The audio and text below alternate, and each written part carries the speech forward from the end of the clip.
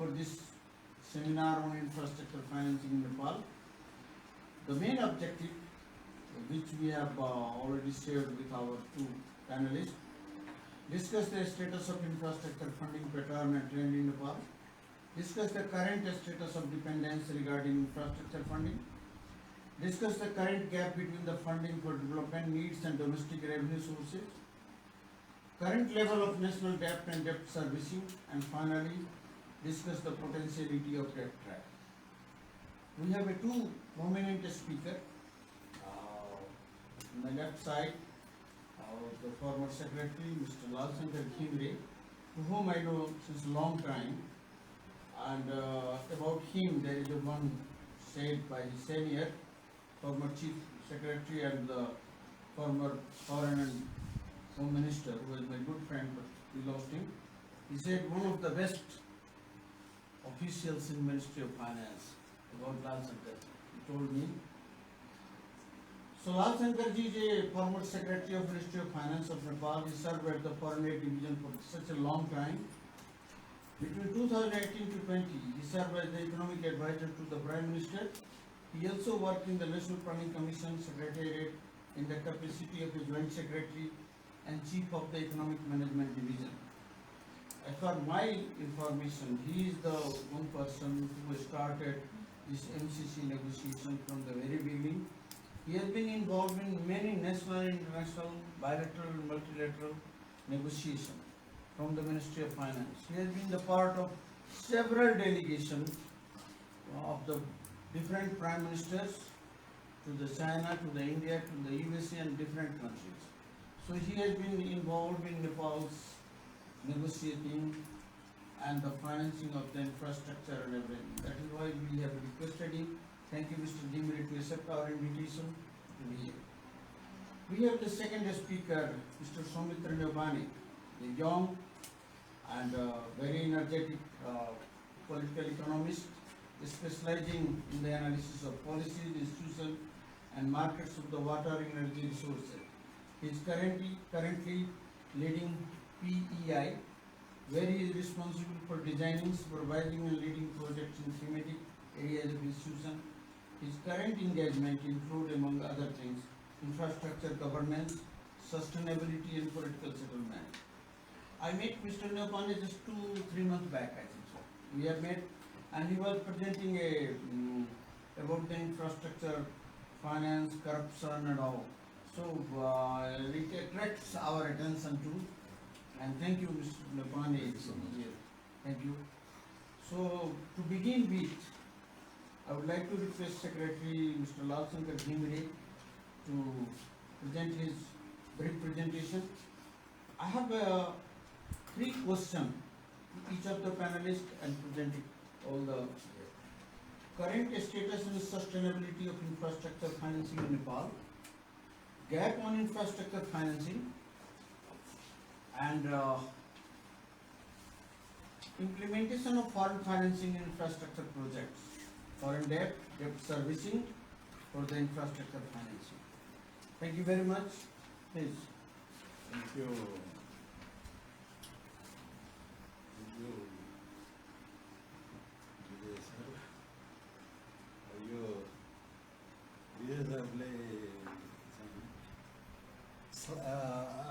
And I forgot to tell you, I work with him also. I work with him. I have slides in English, so I will go for Nepali for this presentation.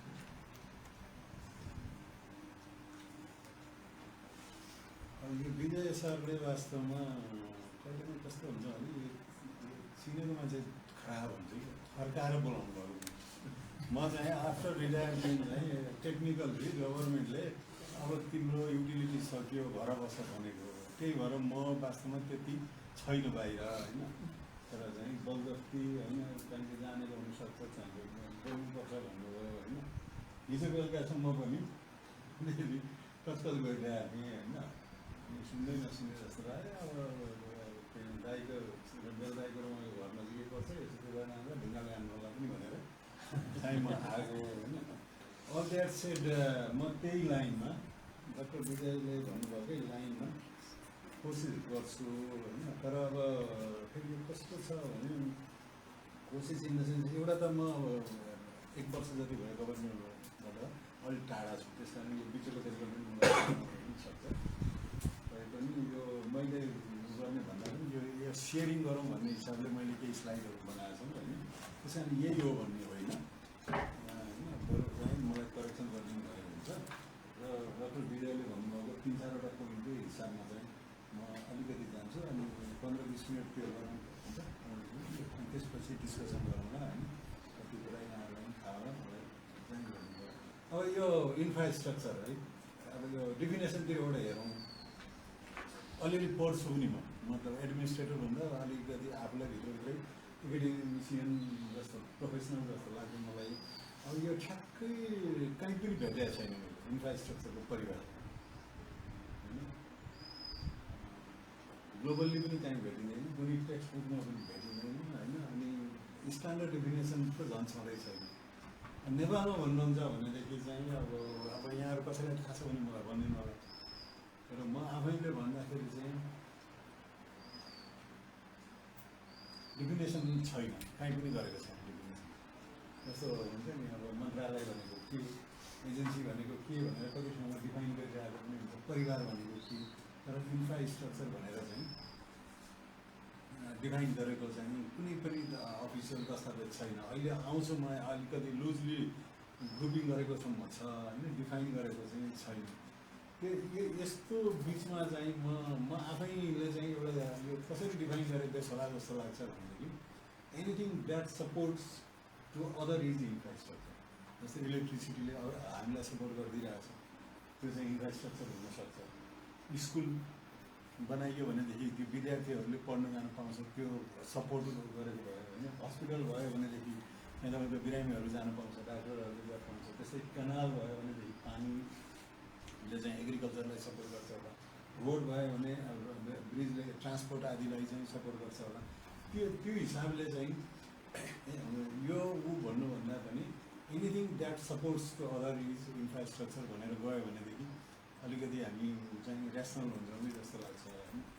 तर अब यो definition छैन, छैन के छैन भन्दै पनि फेरि चाहिँ यो चाहिँ इन्फ्रास्ट्रक्चरै हामी जेलाई मानौँ, यो इकोनोमिक ग्रोथ प्रोस्पेरिटी जे नाम दिए पनि चाहिँ यो प्रोस्पेरिटी गेन गर्ने अथवा इकोनोमिक ग्रोथ गर्ने अथवा वेलफेयर स्टेट बनाउने अथवा देश बनाउने हो भने इन्फ्रास्ट्रक्चरै चाहिन्छ जस्तो लाग्यो। किनभने इन्फ्रास्ट्रक्चरले नै सबैतिर सपोर्ट गर्छ। अनि खास गरी अब यो इकोनोमिक क्राइसिस भएको जस्तो अब नेपालमै एक किसिमको क्राइसिस छ जस्तो लाग्छ मलाई।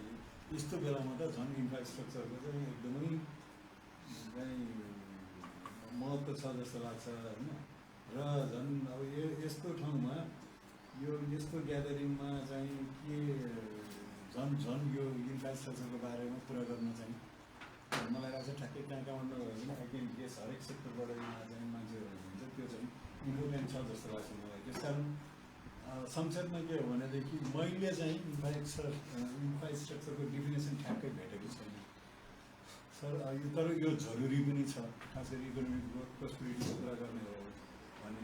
त्यस कारण हामी आफैले डेफिनेसन बनाउने हो भने चाहिँ कुनै चिजलाई कुनै यस्तो चिज छ जसले चौतर्फी सोसियो इकोनोमिक डेभलपमेन्टलाई सपोर्ट गर्छ भने त्यसलाई इन्फ्रास्ट्रक्चर मानेर गयो भनेदेखि अलिक मिनिङफुल हुन्छ कि जस्तो लाग्छ। अब यो त्यसै मान्ने हो, त्यो सपोर्ट गर्ने चाहिँ दुई थरी जस्तो लाग्छ मलाई। एउटा इन्स्टिट्युसनल इन्फ्रास्ट्रक्चर हामी जस्तो पोलिसी बनाउने इन्फ्रास्ट्रक्चरहरू थिङ्क ट्याङ्क हुनसक्छ होइन, अथवा चाहिँ तपाईँको स्वास्थ्य मन्त्रालय खडा गर्ने, शिक्षा मन्त्रालय खडा गर्ने, अथवा भौतिक मन्त्रालय गर्ने। अर्को चाहिँ मेटेरियल इन्फ्रास्ट्रक्चर, तपाईँको रोड भयो होइन, ब्रिज भयो, कनाल भयो, यस्तोहरू त्यसरी पनि हेर्न सकिन्छ वास्तवमा टाइपको हिसाबले। अर्को एउटा चाहिँ डिफिनेसन नभए पनि क्लासिफिकेसन चाहिँ पाइन्छ ग्लोबल्ली हेर्दाखेरि चाहिँ तीन किसिमले क्लासिफाई गरेको देखिन्छ कि तपाईँको। एउटा इकोनोमिक क्लासिफिकेसन जसले चाहिँ जस्तो त्यसमा चाहिँ तपाईँको transport network, road, rail, air, sea. अब सी लेस रिलेभेन्ट होला हामीलाई होइन, तर अब एयर पनि त्यत्तिकै छ होइन। अझ एयर इम्पोर्टेन्ट छ हाम्रोमा, किनभने रोडको नेटवर्क चाहिँ राम्रो नभएको र जताततै यो जोग्राफी पनि त्यस्तै भएको हुनाले हावाको इनर्जीको हुनसक्छ, ग्यासको, वाटरको। त्यस्तै सोसियल क्लासिफिकेसन अन्तर्गत health, hospital, education, culture, environmental अन्तर्गत चाहिँ water purification, waste, green management र टर्सियरी क्लासिफिकेसन अन्तर्गत चाहिँ जस्तो tourism related infrastructure, trade related, trade फेसिलिटिजहरूको लागि, इन्टरनेसनल ट्रेडको लागि र अर्को पनि इन्फ्रास्ट्रक्चर वास्तवमा ब्याङ्क पनि काइन्ड अफ इन्फ्रास्ट्रक्चर हो भन्छु म चाहिँ, किनभने bank also supports other activity. त्यस कारण यो मोनिटरी इन्टरमिडिएसन पनि भनेर हामी क्लासिफिकेसन गर्न सक्छौँ। अब नेपालमा इन्फ्रास्ट्रक्चर केलाई भन्नु?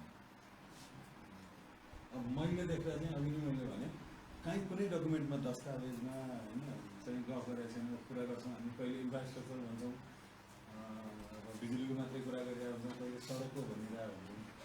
एउटा लुजली ग्रुपिङ गरेको डकुमेन्ट एउटै के छ भने यो 15औँ योजना अथवा योभन्दा अगाडिको योजनाहरूमा पनि थियो, मोटामोटी त्यही हो होइन। यो यति चिजलाई चाहिँ इन्फ्रास्ट्रक्चर भनेर ग्रुपिङ गरेको छ। त्यस कारण चाहिँ हाम्रो कन्टेक्स्टमा इन्फ्रास्ट्रक्चर के हो भन्दाखेरि जस्तै इनर्जी, वाटर एन्ड अल्टरनेट इनर्जीको भयो, ट्रान्सपोर्टमा road, aviation, rail, water and transport management पनि इन्फ्रास्ट्रक्चरको रूपमा ग्रुपिङ गरेको छ। कम्युनिकेसन एन्ड इन्फर्मेसन टेक्नोलोजी, केही अरबियन कन्ट्रीहरूको इन्फ्रास्ट्रक्चरमा पनि लजिस्टिक एन्ड इन्फ्रास्ट्रक्चर भनेर यो कम्युनिकेसन र इन्फर्मेसनलाई राखेको पाइन्छ। हाम्रोमा पनि त्यो ग्रुपिङ गरेको छ। लोकल इन्फ्रास्ट्रक्चरहरू, science and technology, even urban डेभलपमेन्टलाई पनि हामी हाम्रो चाहिँ 15th प्लानले अथवा प्लान डकुमेन्टहरूले चाहिँ इन्फ्रास्ट्रक्चर क्याटेगोरीमा राखेको छ।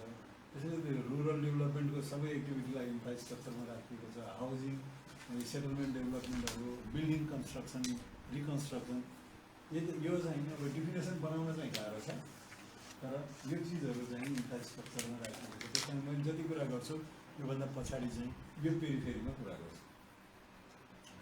अब करेन्ट स्टाटस अफ इन्फ्रास्ट्रक्चर एउटा विजय सरले भन्नुभयो। अब करेन्ट यो मैले डिटेल गएन, 3टा डकुमेन्टमा यो चिज पाउँछ। एउटा 15th प्लानमा छ। 15th प्लानमा चाहिँ के छ भने जस्तो यो चिजहरूको करेन्ट स्टाटस र अघिल्लो स्लाइडमा जुन हामीले इन्फ्रास्ट्रक्चर भनेर क्लासिफिकेसन गरेको छ त्यसको स्टाटस चाहिँ 15th प्लानमा बेसलाइन भनेर राखेको छ होइन। एउटा त्यहाँबाट हेर्न सकिन्छ। अनि अर्को economic survey submitted to the parliament by finance minister, यो हरेक वर्ष हुन्छ। त्यो इन्क्रिमेन्टल जोडेर गरिन्छ। जस्तो अस्ति अर्थमन्त्रीले चाहिँ 14 गते सबमिट गर्नुभएको डकुमेन्टमा पनि त्यो कुराहरू छ। त्यो डिटेल चाहिँ मैले गएन, त्यहाँबाट हेर्नुपर्छ जस्तो लाग्छ। यो सँगसँगै अर्थमन्त्रीले एउटा रिपोर्ट पेस गरेको हुन्छ पार्लिमेन्टमा, त्यो कमै मान्छेले पढ्छ। इकोनोमिक सर्वे चाहिँ धेरैले पढ्छ। एउटा मिनिस्ट्री वाइज प्रोग्रेस रिपोर्ट भन्ने हुन्छ। यसमा पनि खास गरी क्युमुलेटिभ भन्दा पनि यो वर्षको चाहिँ स्टाटस के छ भनेर त्यो चाहिँ दिएको। कति किलोमिटर रोड बन्यो, कति किलोमिटर क्यानल बन्यो, कति सब क्यानलहरू कति बन्यो होइन, कति हस्पिटल बन्यो, त्यो एउटा हेर्नु पर्ला। यो 3टामा भयो भने चाहिँ स्टाटस पाइन्छ। त्यही भएर मैले त्यो डिटेल राखेन होइन। अब जाउँ फिनान्सिङमा। इन्फ्रास्ट्रक्चर फिनान्सिङ चाहिँ 2टा विन्डोबाट भइरहेको छ। एउटा गभर्मेन्टको बजेटबाट हुन्छ प्राइमरीली है। अब अहिले यहाँ सहकारीको पनि कुरा हुन्छ होइन। अब धेरैजनाले भन्छ सहकारी, अब संविधानले भनेको छ 3 खम्बा भनेर सहकारी, तर पर्सनल्ली चाहिँ I do not agree with that definition होइन। मैले बुझेको चाहिँ के हो भने प्राइभेट सेक्टरभित्रै सहकारी पर्छ। तर अब यहाँ त्यो भन्यो भने त बाहिर यहाँ त नपर्ला, बाहिर सर्टेन ठाउँमा पऱ्यो भने चाहिँ कुटाइ खाने एकदमै डर हुन्छ होइन। त्यस कारण मैले त्यो सहकारी यहाँ ओमिट गरेर 2टा फाइनेन्सिङको विन्डो चाहिँ 2टा छ जस्तो लाग्छ मलाई होइन। अब यहाँहरूले सप्लिमेन्ट गरिदिनु भयो भने चाहिँ प्राइमरी विन्डो भनेको यो गभर्मेन्टकै विन्डो हो। सेकेन्डरी विन्डो भनेको प्राइभेट सेक्टर पनि छ। जस्तो प्राइभेट सेक्टर फेरि पछि फर्केर जाउँला। मैले चाहिँ कस्तो गरेको छ भनेदेखि जस्तै सिमेन्ट फ्याक्ट्री अथवा चाहिँ अरू फ्याक्ट्री बनाउनेहरूले सानोतिनो बाटोहरू, पुलहरू पनि बनाएको छ। त्यस कारण पहिले गभर्मेन्टतिरबाट हेरौँ होइन। गभर्मेन्टले इन्फ्रास्ट्रक्चर फाइनेन्सिङ चाहिँ एनुअल बजेट थ्रु गरेको हुन्छ। त्यसको फाइनेन्सिङका सोर्सेसहरू के हो भन्दाखेरि वास्तवमा रेभिन्यू एउटा हो राजस्व, अर्को फरेन ग्रान्ट हो, अर्को फरेन लोन र अर्को डोमेस्टिक बोरोइङ हो। तर व्यवहारमा मलाई लाग्छ खास गरी बौद्ध लागेको छ हाम्रो रेभिन्यू सेभिङ चाहिँ कम छ। मतलब पोलिटिकल सिस्टमको कारणले भनेको होइन, त्यो कट अफ डेट लिइरहेको मैले। त्यसले गर्दाखेरि रेभिन्यू सरप्लस भएर इन्फ्रास्ट्रक्चर डेभलपमेन्टमा गएको छैन। फरेन ग्रान्टबाट पहिले जस्तो कुलेखानी फरेन ग्रान्ट, मतलब it look like a loan but actually it was grant होइन। त्यस्ता धेरै प्रोजेक्टहरू थिए पहिले, त्यो मेरो चाहिँ फरेन ग्रान्टबाट फाइनेन्सिङ गरेको थियो। तर पछिल्लो फेजमा मेरो इम्प्रेसन चाहिँ के छ भने ग्रान्टबाट चाहिँ सफ्टवेयर फाइनेन्सिङ भएको छ, इन्फ्रास्ट्रक्चर चाहिँ के नभए पनि आज मात्र पनि पढाएको थिएँ how far it is true. World ब्याङ्कले एउटा इन्टरनेट के गर्नको लागि चाहिँ पैसा दिइरहेछ भनेपछि त्यो इन्फ्रास्ट्रक्चर त हो। तर यहीँ आइटी-साइटीमा चाहिँ धुमधाम गर्ने भनेर हाम्रो क्यापाबिलिटी छ जस्तो लाग्छ। त्यस्तोको लागि चाहिने हो कि अरू चाहिने हो। त्यसमा अलिकति फरेन ग्रान्टको पनि पछिल्लो फेजमा चाहिँ इन्फ्रास्ट्रक्चरलाई एकछिन हार्डवेयर मान्ने हो भने सफ्टवेयर सेक्टरमा बढी गइरहेको छ जस्तो लाग्छ ग्रान्ट एउटा। दोस्रो कुरा ग्रान्ट चाहिँ डिक्रिजिङ ट्रेन्डमा छ। तेस्रो कुरा अब हामी ग्रेजुएसनतिर गइरहेछौँ, यदि इफ वी ग्रेजुएट ग्रान्ट त टोटल्ली घट्न सक्छ। त्यस कारण अहिले इन्फ्रास्ट्रक्चर फाइनेन्सिङमा यही वर्षको बजेट हेर्नुभयो भने पनि 55-56 अरूमा एकदमै कम छ। भित्र पसेर हेर्नुभयो भने त्यहाँ पस्ने भनेर अर्को फरेन लोनले म्याक्सिमम् इन्फ्रास्ट्रक्चर फाइनेन्सिङ गरेको छ। म्याक्सिमम् सामान्यतया जुन नाउँ लिनुहोस् त्यही छ कि काली गण्डकी भन्नुहोस् त्यही छ, मेलम्ची भन्नुहोस् त्यही छ, कुलेखानी भन्नुहोस् त्यही छ। यो धेरै चाहिँ फरेन लोनबाट छ। अब यो डोमेस्टिक बोरोइङबाट पनि इन्फ्रास्ट्रक्चर फाइनेन्सिङ छ। सामान्यतया अरू देशमा एउटा के प्र्याक्टिस छ भनेदेखि तपाईँको बोरोइङ फरेन होस् अथवा चाहिँ फरेन लोन होस् अथवा डोमेस्टिक बोरोइङ होस्, त्यो लिनुभन्दा अगाडि कुन प्रोजेक्टमा लगानी गर्ने भनेर चाहिँ पहिले डिसिजन गरिएको हुन्छ होइन।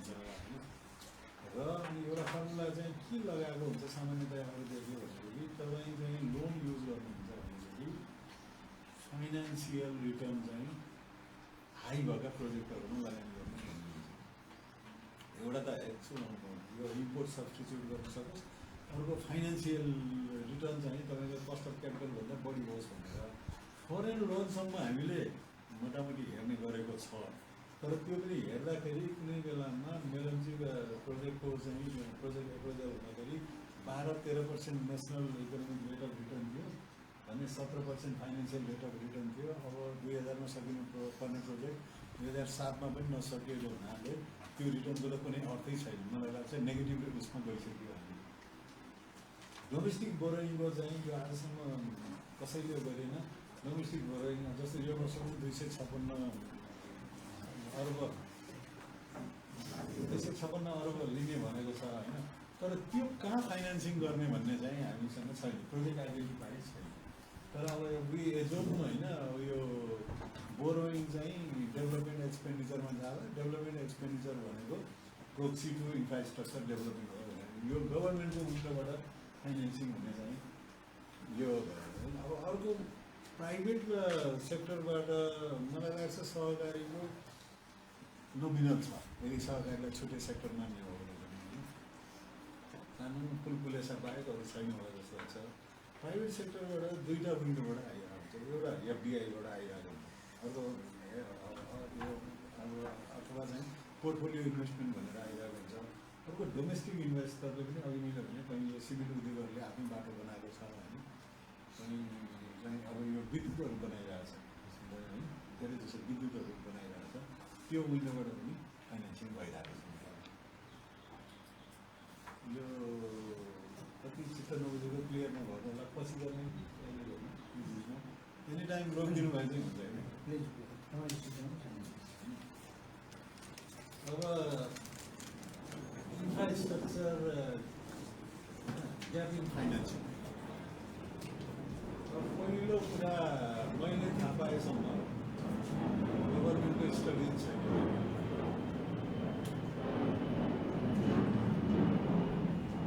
प्रब्लम चाहिँ के भने डेफिनेसन पनि छैन तपाईँसँग, फाइनेन्सिङ पनि निड हो, त्यो पनि छैन। त्यही ठुलो ग्याप जस्तो लाग्छ कि मलाई। अनि अनफर्चुनेटली प्राइभेट स्टडिज पनि छैन, उनीहरूले पनि गर्नुपर्ने हो, किनभने इन्फ्रास्ट्रक्चर त सरकारलाई कम्पेल गर्न पनि प्राइभेट सेक्टरलाई पनि त इन्फ्रास्ट्रक्चर चाहियो नि। उदाहरणको लागि तपाईँको यो ठुल्ठुलो चाहिँ नर्थ साउथ रिभर ब्याङ्कहरूबाट 4 लेन 8 लेनको सडक बनाइदिएको भए यो विद्युत चाहिँ पावर हाउस बनाउनु प्राइभेट सेक्टरलाई त कति सजिलो हुन्थ्यो होला। त्यस कारण उहाँहरू आफूले गरेको भयो भने चाहिँ उहाँहरूले पनि गरेको छैन। एउटा चाहिँ विदेशीले गरिदिएका चाहिँ केही स्टडीहरू छन्, जस्तो एडिबीले चाहिँ साउथ एसियाको इन्फ्रास्ट्रक्चर ग्याप हेरेको थियो, त्यसमा नेपाल सार्क रिजनको। तर अब दुर्भाग्य कसो छ भने अघि मैले डिफिनेसनको कुरा गरेँ, त्यहाँ पनि एकरूपता छ। एडिबीले इन्फ्रास्ट्रक्चर भनेर 2009मा सिमलेस एसिया भनेर एउटा स्टडी गरेको छ, इन्फ्रास्ट्रक्चर भनेर टाइटल दिएको छ। जम्मा 2टा सेक्टरको मात्रै कुरा गरेको छ कि ट्रान्सपोर्ट र इनर्जी। इन्कम्प्लिट भयो, त्यति मात्रै त इन्फ्रास्ट्रक्चर होइन। त्योभन्दा पनि उसले चाहिँ सार्कमा 7,139 मिलियन, झन्डै 7+ बिलियन US डलर बराबरको ग्याप छ। अनि इन्डियाको इकोनोमी आउट गरिदिने हो, त्यसलाई चाहिँ झिकेर हेर्ने हो भने त बाँकी इकोनोमी त मोरलेस उस्तै छ।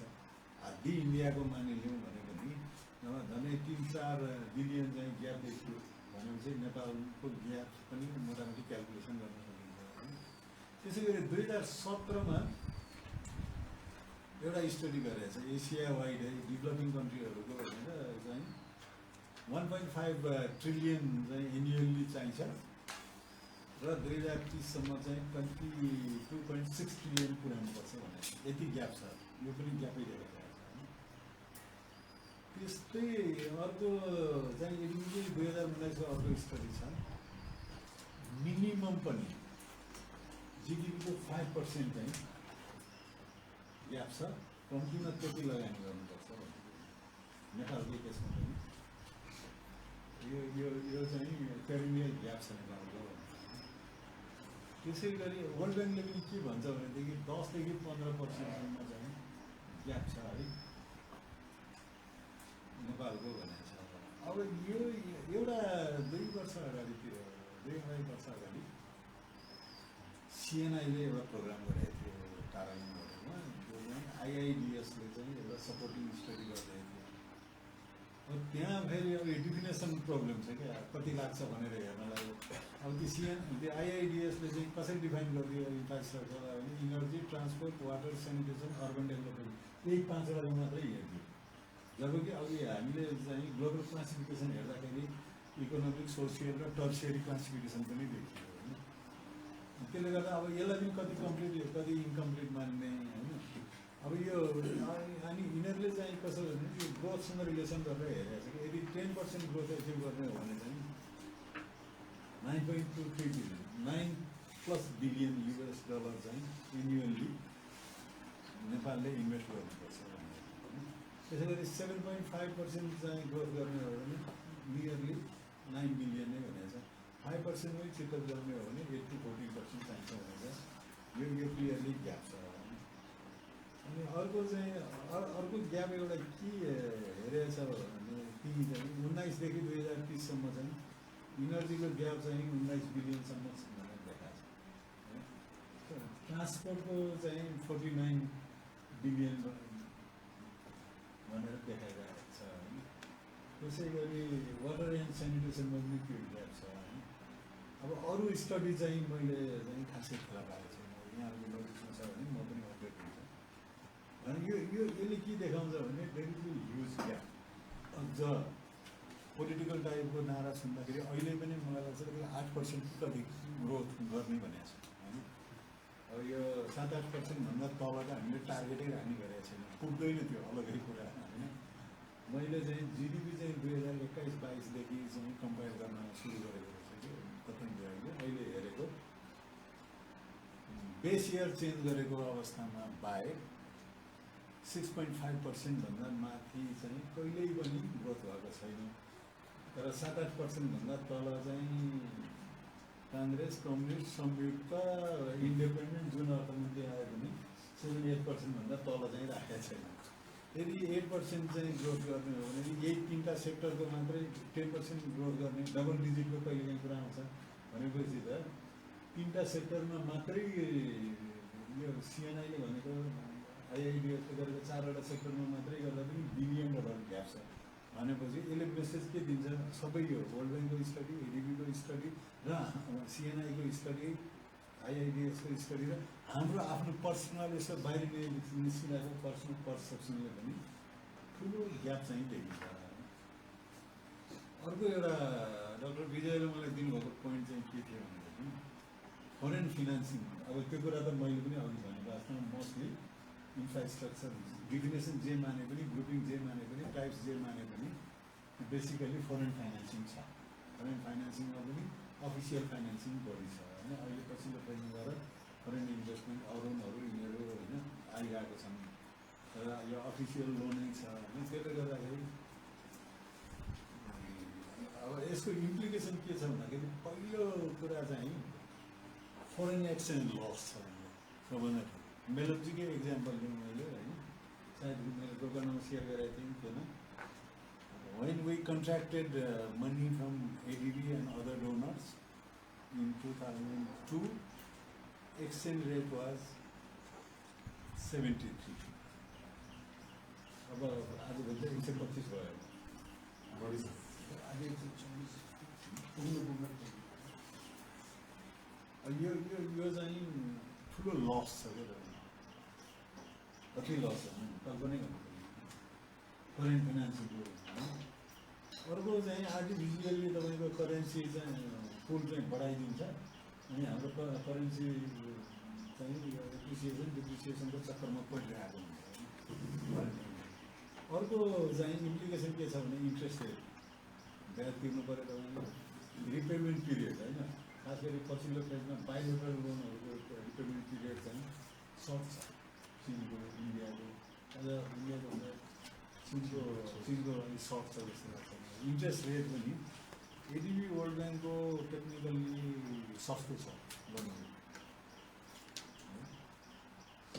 तर अब बाइलेटरल लोनहरू चाहिँ महँगो छ। महँगो भनेर अझै पनि एउटा आइएमएफको डिफिनेसन छ होइन, कन्सेसनल ग्रान्टिङ इभेन्ट भन्ने एउटा डेफिनेसन छ।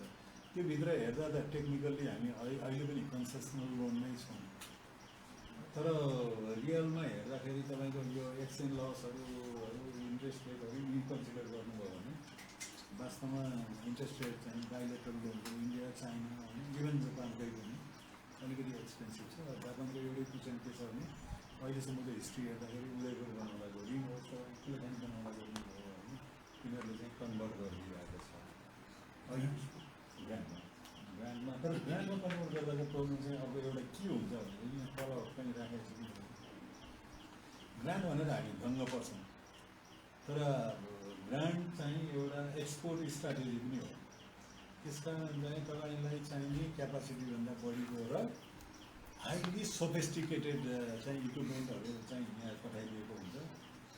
तपाईँलाई ग्रान्डमै हो सिटमै भनेर गर्नुहुन्छ, तर when it comes to repair and maintenance then you know the real cost. उदाहरणको लागि टोयोटा कार, प्राडो, पजेरो यो कहीँ राखेको नेपालको जोग्राफीलाई जरुरी नै छैन। प्राडो के गर्नुहुन्छ यहाँ काठमाडौँमा प्राडो कहाँ दौडाउने भने 30 किलोमिटरको फेरि छैन होइन। तर अनि त्यो बनाउनु पऱ्यो भनेदेखि ढाड सिकिन्छ। त्यो अनि यो फरेन फाइनेन्सिङको प्रब्लमहरू छैन त्यहाँनिर छ कि जसमा ग्रान्ट भनेर हामी दङ्ग परेर लिन्छौँ होइन। पछि चाहिँ लोनको भन्दा बढी हाई इम्प्लिकेसन छ। मैले एउटा हिमालमा आर्टिकल पनि लेखिदिएको थिएँ मैले कसरी पैसा फर्किन्छ भनेर। एउटा मैले पर्टिकुलर प्रोजेक्ट चुज गर्दाखेरि चाहिँ 76% चाहिँ पेट्रोल किन्न पनि विदेशै जानु पऱ्यो, गाडीको स्पेयर पार्ट्स किन्न पनि जानु पऱ्यो भनेर त्यो हामी भोगिरहेको छौँ। अर्को डेट बढेन, यो डेटमा अलिक तल पनि आउँला होइन। यो चाहिँ अघि मैले भने खास गरी डोमेस्टिक बोरोइङमा त हामीले त कस्ट बेनिफिट हेरेकै छैन। 256 बोरोइङ गर्ने भन्नुभएको छ, कुन प्रोजेक्टमा त्यो चाहिँ युज गर्ने भन्ने त्यो छैन भनेपछि त्यो चाहिँ तपाईँको नन रिटर्न ग्यारेन्टेड नभएको प्रोजेक्टहरूमा पनि जान्छ। यसो गर्दा गर्दै अझै त मेरो विचारमा आत्तिनु पर्दैन जस्तो लाग्छ होइन। तर अब हामी सुध्रिएन भनेदेखि भोलि पर्सि चाहिँ त्यो डेट बर्डन पनि बढ्दै गएको देखिन्छ। अर्को इम्प्लिकेसन फरेन फाइनेन्सिङको के हुन्छ भने कन्डिसन होइन, कन्टेन्ट। जस्तो अब यो ग्रान्टिङमा पनि हुन्छ, इन्डियाको मै गएर प्रधानमन्त्रीको भिजिटमा 250 मिलियनको एउटा लोन एग्रिमेन्ट गरेर आएको थिएँ। त्यो पैसा अहिले पनि खर्च हुन सकेको छैन होइन। अनि पछि चाहिँ भूकम्पको बेला आएर सुषमा स्वराजले चाहिँ 1 बिलियन डिक्लेयर गर्नुभयो, पछि 250 was converted into grant, 750 million चाहिँ लोन थियो, त्यो अहिलेसम्म आउन सकेको छैन। सिम्पल कारण के छ भनेदेखि कन्डिसन छ। कन्डिसन पनि के छ भनेदेखि इन्डियन कन्टेन्ट 70% हुनुपर्छ भन्ने छ। अब त्यहाँ चाहिँ के ल्याउनु पर्यो, सर पनि तिमीले ल्याउनु पऱ्यो, सिमेन्ट पनि ल्याउनु पऱ्यो। यो कन्ट्राडिक्टरी कस्तो छ भने अब छ त स्टिल जस्टिफाइड होइन, हामीसँग र मेटेरियल छैन, सिमेन्ट त टेक्निकल यहाँ छ नि, त्यस्तो कारणहरूले पनि हुन सकेको छैन भनेपछि ओभरटिएको छ क्या। अनि कन्ट्र्याक्टर उही देशको हुनुपर्ने, जस्तो चाइनिज एक्जाम्पल होइन, पोखरा एयरपोर्ट बनाउन चाइनिजै चाहिने तपाईँको होइन। अनि तपाईँको त्रिशुली 3A पावर प्रोजेक्ट बनाउन चाइनिजै चाहिने। अनि तपाईँको यो तराई रोड बनाउन अथवा त्यो कोस्टल रोड बनाउन इन्डियनै कन्ट्र्याक्टर चाहिने भन्ने बित्तिकै तपाईँको कन्ट्रोल पनि कम हुन्छ अनि कस्टली पनि पर्न सक्छ होइन। कस्टली यो donor prepare all reports including feasibility.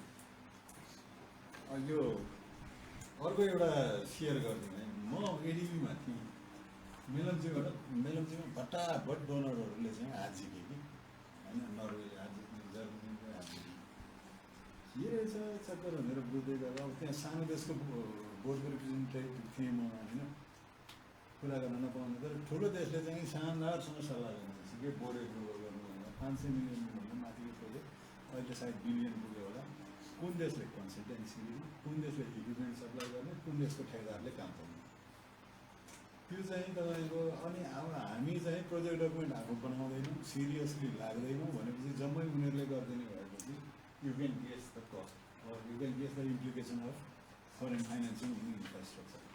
सबै उसैले बनाइदिन्छ। त्यो भित्र पनि अर्को चाहिँ डेन्जर चाहिँ कस्तो छ भने अब यो इक्विपमेन्टको कुरा गर्ने होइन, अघि जानु sophisticated equipment do we need a Toyota, Prado or Pajero जिपिङ अफिस होइन, मैले अघि भनिसकेँ। जस्तो यो डोनरले सबै बनाइदिने भित्र पनि तपाईँको अर्को एउटा यो घातक प्रोभिजन सुरु भइरहेको छ नि, इपिसी भनेर होइन, engineering procurement and commission, everything they do होइन। इन्जिनियरिङ कमिसन भन्नुभएको कमिसन भनेको पैसा होइन, कमिसन भनेको रेडी टु युज कमिसन पनि हो, कमिसन पनि हो होइन। त्यो भएपछि तपाईँको यसको इम्प्लिकेसन के भयो भनेदेखि तपाईँको जति कस्ट राखिदिए पनि भयो, यो नराम्रो होइन। इरानबाट सुरु भएको कन्सेप्ट हो। अझ योभन्दा खतरा अहिले बिचबिचमा एउटा के आइरहेछ, इपिसिएफ भनेर, जुन टर्मिनोलोजी संसारमा छैन नेपालमा युज हुन लागिरहेछ कि खतरा देख्छु। Engineering procurement commission and financing भनेको अब त सबै काम मलाई के, म चाहिँ बेजिङलाई भनेर यति लोन दिलाइदिन्छु अथवा दिल्लीलाई भनेर यति लोन दिलाइदिन्छु, जापानलाई भनेर, त्यो चाहिँ स्ट्रङ लबी छ हेर्नुहोस् है। अनि 30 बिलियनसम्म म अर्थ मन्त्रालयमा सचिव हुँदाखेरि समन केम फ्रम क्यानाडा 30 बिलियन 1%मा दिलाइदिन्छु भन्छ। दुनियाँमा त्यस्तो कहीँ हुन्छ के अरे सर सोधिहालौँ, त्यो त चाइनिजले अलिक अलरेडी लागू गरिसक्यो होइन इपिसिएफ अलरेडी? होइन, चाइनिजले लागू गर्ने होइन, तपाईँले एग्री गर्नु पर्यो, नेपालले एग्री गरेको होइन। If you do not agree then यस्तो छ कि विदेशी, म बेलायत पढ्न गएको हेर्न है, अनि त्यो इमिग्रेसनमा 150 जनाको लाइन रहेछ। अनि त्यहाँ बस्दा बस्दै मेरो पनि के डकुमेन्टेसनको प्रब्लम भयो होइन। अनि त्यही बिचमा त्यो इमिग्रेसन अफिसरले चाहिँ एनाउन्स गर्यो क्या, त्यो जिम्बाब्वेबाट आएको 137 जना तिमीहरू चाहिँ यहीँबाट ब्याक हो, तिमीहरू भित्र पढ्न पाउँदैन भनेर दे वर ब्याक। पछि पार्लियामेन्टमा कुरा थियो, त्यहाँ मन्त्री के भनेर इमिग्रेसन अफिसरको अथोरिटी हो, मलाई मतलब छैन भनेर उसले भन्यो। भन्न खोजेको के भने तपाईँले प्रश्न दिनु भएन भने त यहाँ कोही पनि आउन सक्दैन होइन। अब यो चाइनिजको पनि त्यही हो, चाइनिजको मात्रै होइन अरूको पनि थियो। कुनै जमानामा टर्की भनेर थियो ल्याङ्ग्वेज, अहिले त्यो टर्की भन्ने हरायो, इपिसी छ होइन। त्यो नै अलिक घातक भइरहेछ। त्यो घातक हुँदैन थियो। एउटा के गर्नु पर्थ्यो हामीले भनेदेखि कसैलाई इपिसीमा, उदाहरणको लागि पोखरा एयरपोर्ट इपिसी हो, इपिसीमा दियो भनेदेखि उसले चाहिँ तपाईँको फिजिबिलिटी अथवा चाहिँ डिटेल स्टडी गरेर कस्ट कन्फर्म गरिसकेपछि हाम्रो गभर्मेन्ट मेसिनरीले भेरिफाई गरिदिनु पर्छ उसले राखेको दर रेटहरू ठिक छ कि छैन। अब यहाँ त हामी पढ्दैनौँ, ट्याक्क ल्यायो भनेपछि त्यो भएपछि के हुन्छ, एउटा त लोन पनि बढ्ने भयो, अर्को चाहिँ अब कस्ट पनि बढ्ने भयो। त्यो खतरा छ। अब इपिसिएफ भनेपछि त झन् अर्को खतरा भयो क्या तपाईँको होइन। अनि अर्को हेर्नु यो बनेपा सिन्धुली हाइवे यता ग्रान्डमा बनेको, तर यसको अपरेसन एन्ड मेन्टेनेन्स हेर्नुभयो भनेदेखि यति कस्टली छ। ठेकदार उसैको थियो मेलम्ची त नमुनै भइसक्यो। अब के भन्नु, मलाई म एउटा कहीँ फ्लोरमा भेट पनि भएको थिएँ, अलिकति मैले डिटेल पनि राखिदिएको थिएँ। तर यो देशको दुर्भाग्य भन्ने हो कि हामी सुन्न बानी परेको मात्रै हो। हिजो को बोलेको त मलाई थाहा भएन। हिजो पार्लियामेन्टमा एकजनाले अलिक प्रसङ्गै नआइकन पनि बोल्नु भएको थियो, कृष्ण प्रसाद भट्टराईको सपना चाहिँ साकार भयो मेलम्ची ल्याएर। मसँग 108वटा डकुमेन्टेसन छ। यो मेलम्चीको सुरुवात गरेको चाहिँ हामीले मन पराउँ मन नपराउँ, चाहौँ नचाहौँ, कीर्तिनिधि विष्ट र नगेन्द्र प्रसाद रिजालले हो। 72-73 तिनीहरू थिए प्रधानमन्त्री। तर अब हेर्नु न, इन्फ्याक्ट यो फरेन फाइनेन्सिङको इम्प्लिकेसन कहिले होइन, ठेकदारलाई चित्त बनाउन सकेन। अब जब मैले थाहा पाएसम्म नर्वेले कन्सल्टेन्सी मागेको थियो, जर्मनले चाहिँ इक्विपमेन्ट चाहिँ सप्लाई गर्न खोजेको थियो। हेर्नुहोस् है, त्यो कुरा चाहिँ अब मिलेन, मतलब एडिबी लेभलमै मिलेन उनीहरूको होइन। त्यही भएर जर्मनले पनि हात झिक्यो, नर्वेले पनि हात झिक्यो, पछि रह्यो। अब जापान र एडिबी भनेको त्यो त अब हात्ती र हात्ती साप चप्पल जस्तो, जापान भनेको एडिबी भनेको जापान हो होइन। त्यो समस्या छ। त्यसकारण सर्टकटमा के हो भनेदेखि यो फरेन फाइनेन्सिङको इम्प्लिकेसन चाहिँ हामी सिरियस नभएको हुनाले यो चाहिँ डिप इम्प्लिकेसन छ। हामी फस्दै गइरहेछौँ जस्तो लाग्छ। हामी सुध्रेको छैन, अहिले पनि हेर्ने भेरिफाई गर्ने त्यो चाहिँ छैन। एउटा सुनाइदिउँ म होइन, भियतनामको मोडलमा जानुपर्छ जस्तो लाग्छ कि मलाई। एउटा त यो कस्ट अनकन्ट्रोल छ, अर्को बेलामा फिनिस हुँदैन। अनि भियतनाममा के गर्दो रहेछ भनेदेखि रोड बनाउनु पऱ्यो, पुल बनाउनु पऱ्यो। तपाईँको 10 मिटर लामो 4 मिटर चौडा पुल बनाउनु पऱ्यो भनेदेखि अनि ल मलाई पुल बनाउनु पऱ्यो, ल एपिसीमा आइज भनिदिन्छु, ठुलो झन्झट गर्दैन भनेर आउँछ। आएपछि गभर्मेन्टको टिमले भेरिफाई गर्छ। गरेपछि अनि त्यो ठेकदारलाई ल यो पोइन्टमा अब 100 रुपियाँ उसले एस्टिमेट गरेर $100 पठाएको भने हाम्रो मान्छेले 110 पनि गरिदिएको केसमा चाहिँ कि। तर अब 80-90 पनि गरेर पठाइदिन्छ उसले इन्फ्रास्ट्रक्चरको त्यसमा। गरेपछि त्यहाँ हाम्रो जस्तो प्रोजेक्ट म्यानेजर पनि हुँदो रहेछ, तपाईँको सुपरभाइजर पनि हुँदैन, केही पनि मोनिटरिङ पनि हुँदैन। त्यहाँ टाइम चाहिँ फिक्स गरेको हुन्छ, कहिले सक्ने, क्वालिटी त्यसमा हेरिसक्यो होइन। अनि त्यो ठेकदार चाहिँ सकेर आउँदो रहेछ। ल पुल इज रेडी नाउ भनेर आएपछि अनि त्यो प्रोजेक्ट म्यानेजरले के गर्दो रहेछ भने एउटा फ्लाइङ स्क्वाड हुँदो रहेछ, ट्रक हुँदो रहेछ, 4 जना मान्छे ट्रकमा हालेर लिएर जाने। अनि अर्को गाडीमा ऊ चाहिँ त्यो ठेकदारलाई ठेकदार अनि आफ्नो एकाउन्टेन्ट र आफू प्रोजेक्ट म्यानेजर चाहिँ एउटा सानो जिपमा जाँदो रहेछ। अनि पुलको मोमो पुगेपछि त्यो फ्लाइङ स्क्वाड सहितको ट्रक चाहिँ यता बस्छ। 40 टन क्यापासिटीको पुल छ भनेदेखि 42 टन क्यापासिटी यो 42 टन बराबरको लोड लिएर जाँदो रहेछ उसले। अनि आफ्नो जिपबाट त्यो ठेकदारलाई झिकेर पुलको बिचमा तल राखिदिन्छ। एकाउन्टेन्ट र ऊ चाहिँ पारी गरेर बस्छ होइन। त्यहाँबाट फ्लाइङ स्क्वाडलाई चाहिँ ट्रक ड्राइभ गर भनिन्छ। त्यहाँ बसेको मान्छेहरू त दे क्यान सर्भाइभ ट्रक खस्दा।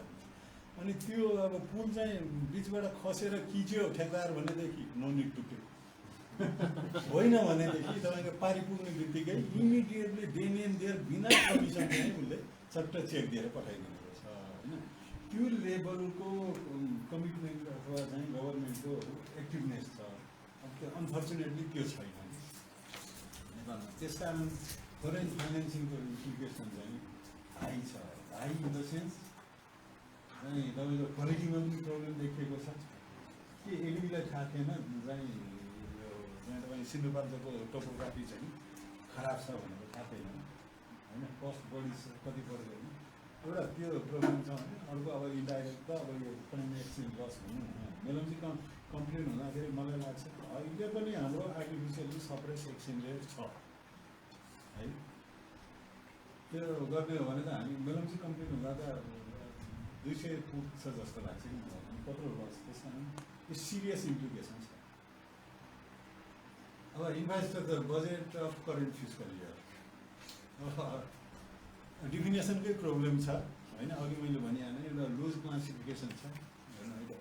अब हेर्दाखेरि कस्तो देखिन्छ भने करेन्ट एक्सपेन्डिचर 753 बिलियनको छ, क्यापिटल 380 बिलियन, फाइनेन्सिङ भनेर 240 बिलियन छ, प्रोभिन्स एन्ड लोकललाई गरेर 429 बिलियन छ भनेको 1794 बिलियन छ।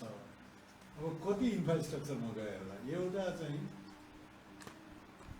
एउटा रफली के भन्न सकिन्छ भने जुन क्यापिटल भनेको 380 र फाइनेन्सिङ भनेको 280 230 यो चाहिँ इन्फ्रास्ट्रक्चरमा गएको भनेर मान्न सकिन्छ।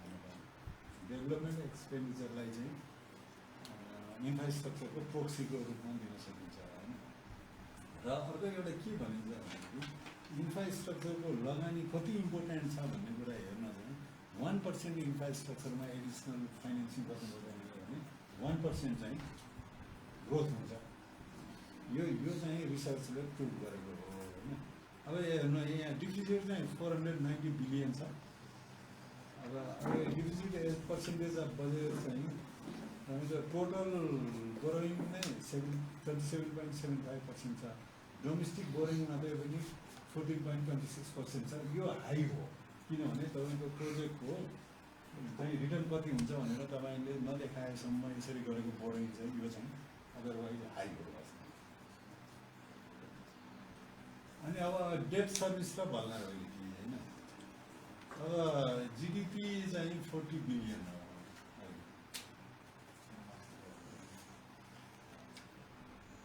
48 खर्ब कति भनेको तपाईँ 124 25 गर्नुभयो भने 40 बिलियन हो। 49.6 60 बिलियन मान्छे।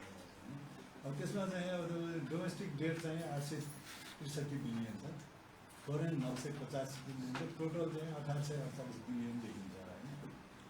पर क्यापिटल 62,702 देखिन्छ। यो भनेको चाहिँ जिडिपीको चाहिँ 37, यदि 49-60 जिडिपी एग्री गर्ने हो भनेदेखि यो चाहिँ 37% अफ जिडिपी छ।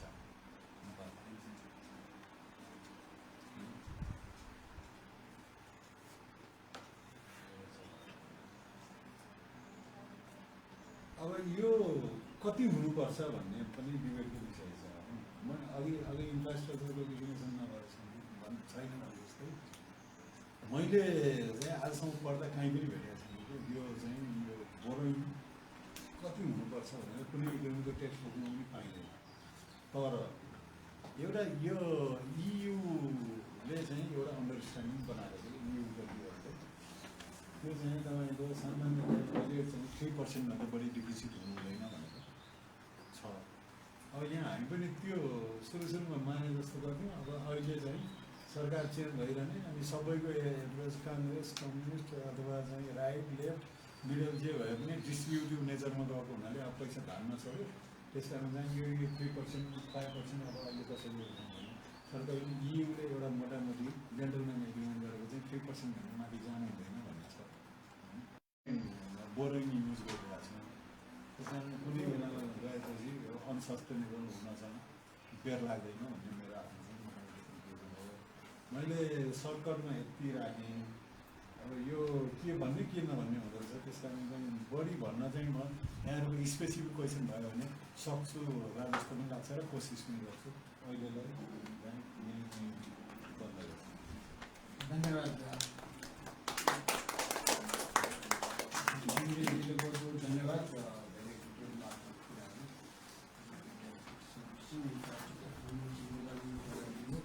अब म सौमित्र नेपालीले त्यसपछि हामी एकैचोटि प्रश्नहरू गर्नुभयो त्यसैले Soumitra नेपालीजीलाई Thank you so much, sir. Unfortunately, I don't have a presentation. I hope I am audible. Lal Shankar Ghimire जस्तो म पनि नेपालीमै मेरो प्रस्तुति राख्छु प्रेजेन्टेसन चाहिँ छैन तर रिसर्चर भएको भएर चाहिँ नोट्स बनाउँछु भन्न खोजेको पोलिसी ब्रिफ चाहिँ जस्तो बन्न गयो होइन if you want I can probably share this notes letter टिमले सर्कुलेट गर्नु सक्नुहुन्छ so I start with the current gaps भन्ने कुरा होइन अनि त्योभन्दा अगाडि एउटा स्मल नोट अब आई थिङ्क सरको प्रेजेन्टेसन सुनिसकेको सरले धेरै कुरा भन्नुभएको छ म रिपिट चाहिँ गर्दिनँ सकेसम्म कति कुरा चाहिँ फ्लोलाई भन्दाखेरि चाहिँ चाहिन्छ तर सरको अलिकता प्र्याक्टिसनर्सहरू चाहिँ आएको छ होइन I think because he was there at the decision making level आफूले अध्ययन गर्नुभएको भएर त्यो धेरै छ मेरो भ्यू चाहिँ as a researcher Nepali researcher civil सोसाइटीमा बसेर बाहिर बसेर चाहिँ मैले कसरी देखिरहेको छु यो डिस्कोर्सलाई यो डेटालाई मैले कसरी इन्टरप्रेट गर्छु भन्ने कुरा चाहिँ त्यो भ्यू चाहिँ म राख्छु होइन सो कति कुरामा सिमिलर धेरै कुरामा चाहिँ हामी सिमिलर छौँ कोही कुरामा अलिकता अब हाम्रो पर्सनल बायसेसले कुनै कुरामा अलिक बढी स्ट्रेस गर्ने कसैले के गर्ने भन्ने हुन्छ ग्याप चाहिँ फाइनेन्सिङभन्दा अगाडि चाहिँ मेरो क्वेसन टु द ग्रुप चाहिँ कतिजनालाई अर्बमा कतिवटा जिरो र खर्बमा कतिवटा जिरो हुन्छ भनेर थाहा छ हामीले त्यति हाम्रो युजल प्र्याक्टिसमा अर्ब खर्ब लेख्ने बानी छैन हामी 100,000को चाहिँ त्यो मेन्टालिटीमा बस्नेमा हामी जनता भनेको चाहिँ होइन पिपल वी आर 100,000को चाहिँ we easily make that transactions associations once the numbers of zero starts increasing then it is out of our head अनि हियर शङ्कर सरको प्रेजेन्टेसनमा पनि देख्नुभयो होला इट्स लाइक बिलियन्स ट्रिलियन्स होइन it's too large a number for people to engage in so historically what you find is that civil society individuals like us don't engage in this discourse at all.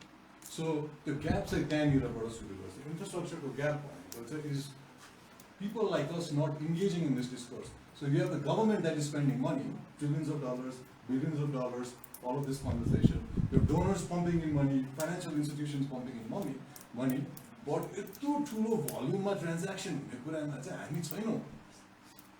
Where is our understanding? You know, so the gaps are, I think, where we, I personally and institutionally as PEI, we are anchored in this infrastructure discourse is just to kind of cultivate this idea to bridge that gap of civil society institutions engaging. You know?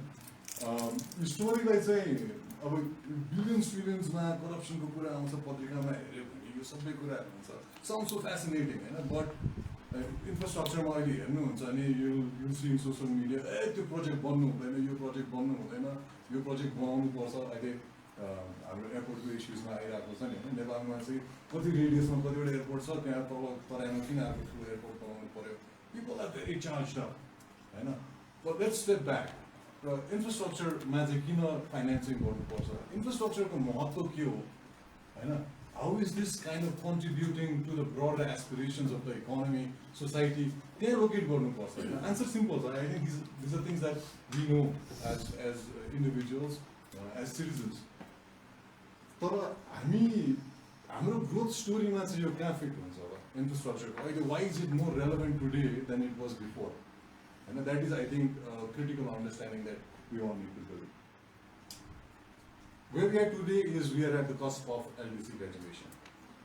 And हामी चाहिँ भर्खर अघि सरले पनि mention गर्नुभयो अनि so त्यो पोइन्टमा हामीले इन्फ्रास्ट्रक्चरको गफ जुन गरिरहेछौँ that is a big leap from when we started to discuss the focus of my conversation is large infrastructure so 1950s चाहिँ जुन हाम्रो first wave of infrastructure development भयो होइन त्यो वेभबाट चाहिँ 1950s देखि आज एलडिसीको कस्टमा त्यो ग्रेजुएसनको कस्टमा चाहिँ वी मेक सिग्निफिकेन्ट प्रोग्रेस होइन but where we want to be in the next decade requires yet another big leap होइन and that leap is almost 3 times as great of a leap that had to be made भन्नु खोजेको आज हामी जिएनआई पर capita चाहिँ 1190 मा चाहिँ LDC ग्रेजुएसनको चाहिँ हामी कस्टमा छौँ भने चाहिँ हामी अप्पर मिडल इन्कम पुग्ने that is not my statement that is what the government of Nepal set is going to do होइन त्यो भनेको 4,000 प्लस US dollars को GNI per capita मा चाहिँ पुग्ने हो. अब imagine that requires 3-fold increase in our GNI per capita, होइन? The amount of growth that needs to happen. त्यो growth चाहिँ अहिले business as usual ले चाहिँ पुग्दैन, होइन? So you need more communities being engaged in markets, better connectivity to move goods, products, services. Manufacturing गर्ने मात्र भनेर industry बनाएर हुँदैन, goods लाई transfer गर्नु पर्यो. We need better highways. We need to bring an overall efficiency to our economy and our way of life. That is why we need infrastructure. अब यो growth story मा चाहिँ important किन 2-3 sectors become really important is like for example tourism.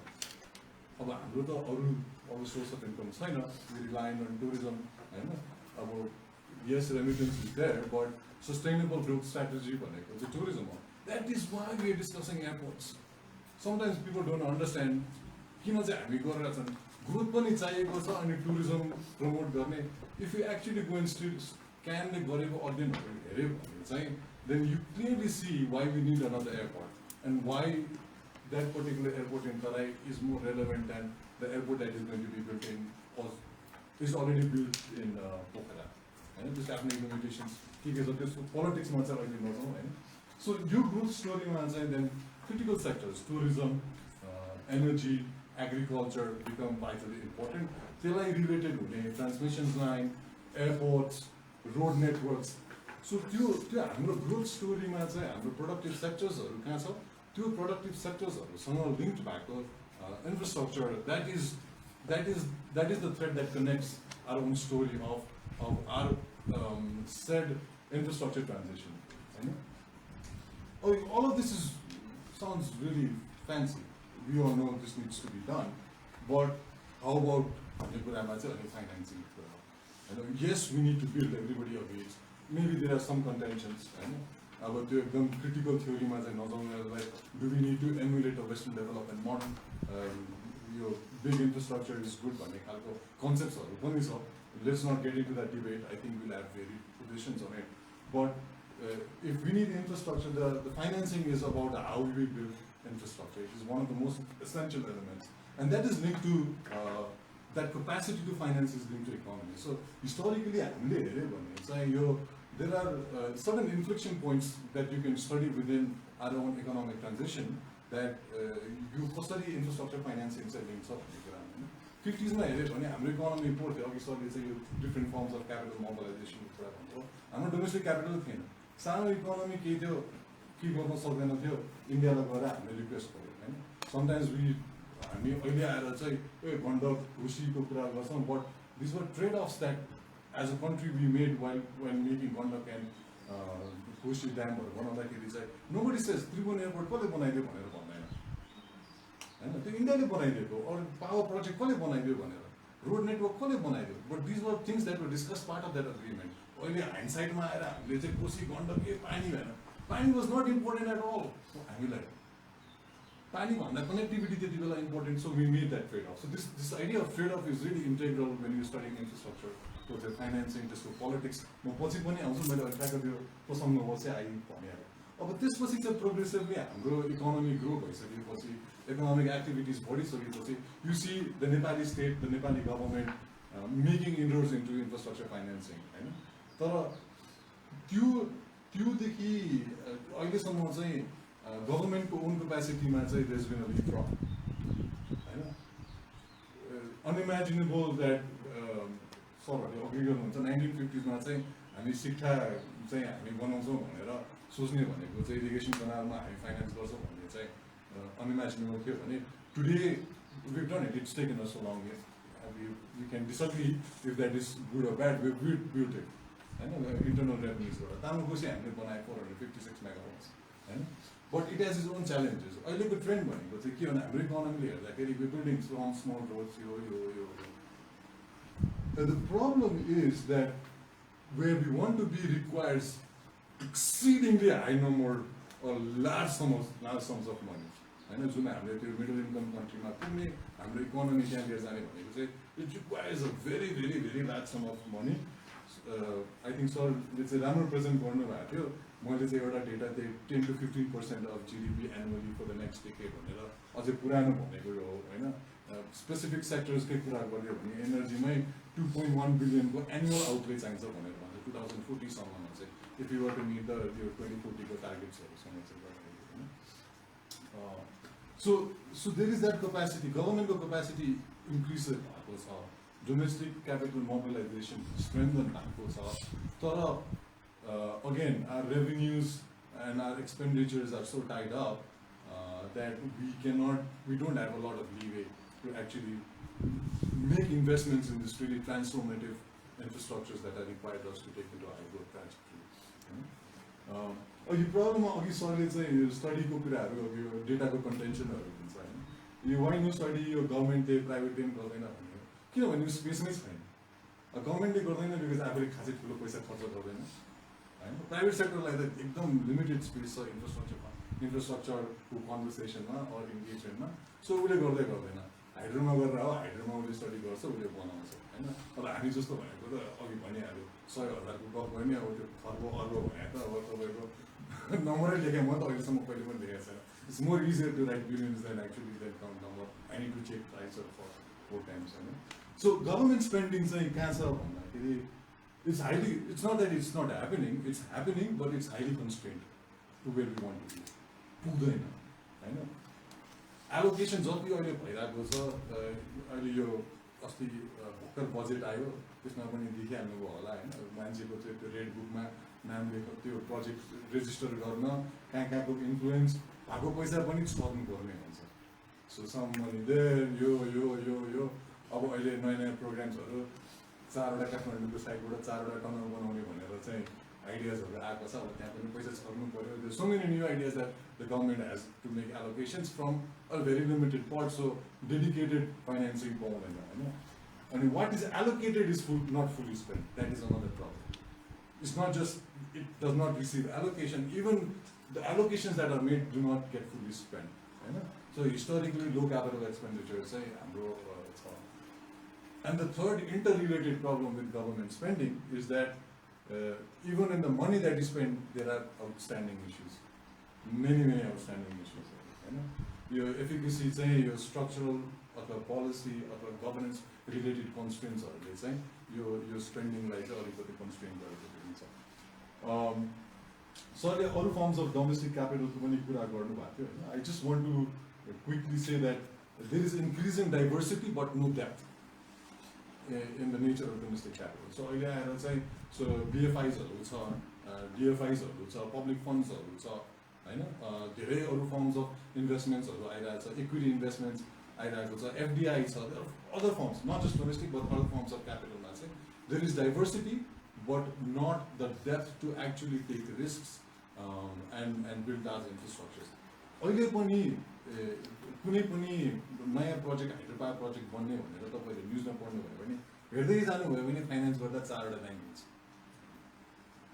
10 megawatt 15 मेगावाटको project बनाउन तपाईको 4वटा ब्याङ्कले कन्सोर्सियममा हाल्छ एकले एउटा ब्याङ्कले लगानी गर्न डराउँछ पैसा छैन हैन एउटा ब्याङ्कले 40 मेगावाट 50 मेगावाट बनाउने चाहिँ हाम्रो डोमेस्टिक क्यापिटलाइजेसन मोबिलाइजेसन गर्ने छैन ठुलो प्रोजेक्ट बनाउने भने सबैले प्रोभिडेन्ट फन्ड CIT ताकेर बसिरहेको हुन्छ हैन that is the only bigger investment there is हैन अब क्यापिटल मार्केटबाट चाहिँ अलिकति उठिरहेको अवस्था हो तर त्यो पनि त्यही पैसा रोटेट भइरहेको हुन्छ हैन it's the same money that is available in the foreign so consequently there is high reliance on foreign capital हैन on various firms of foreign capital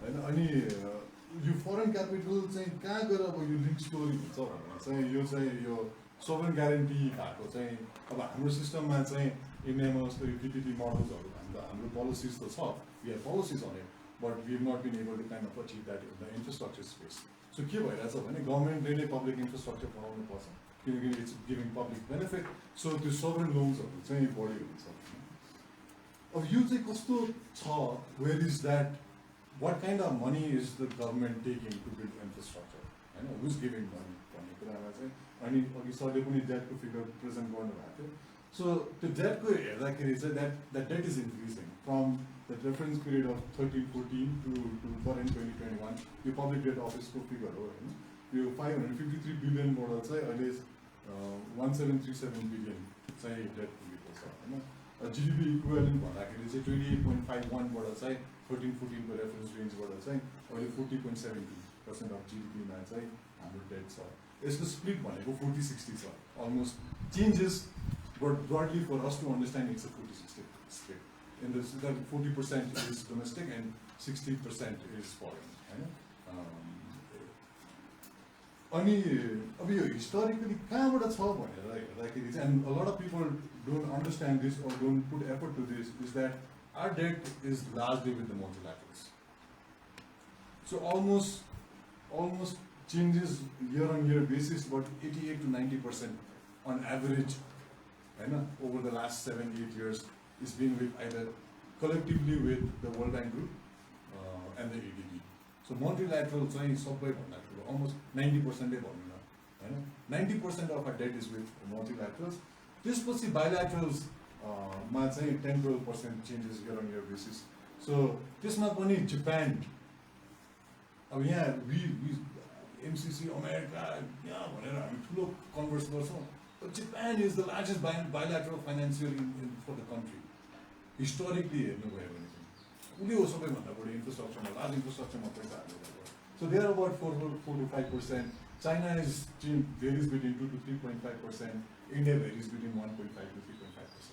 So Japan, China, and India, they are the largest bilateral. Forget UK, forget US. Concept loans so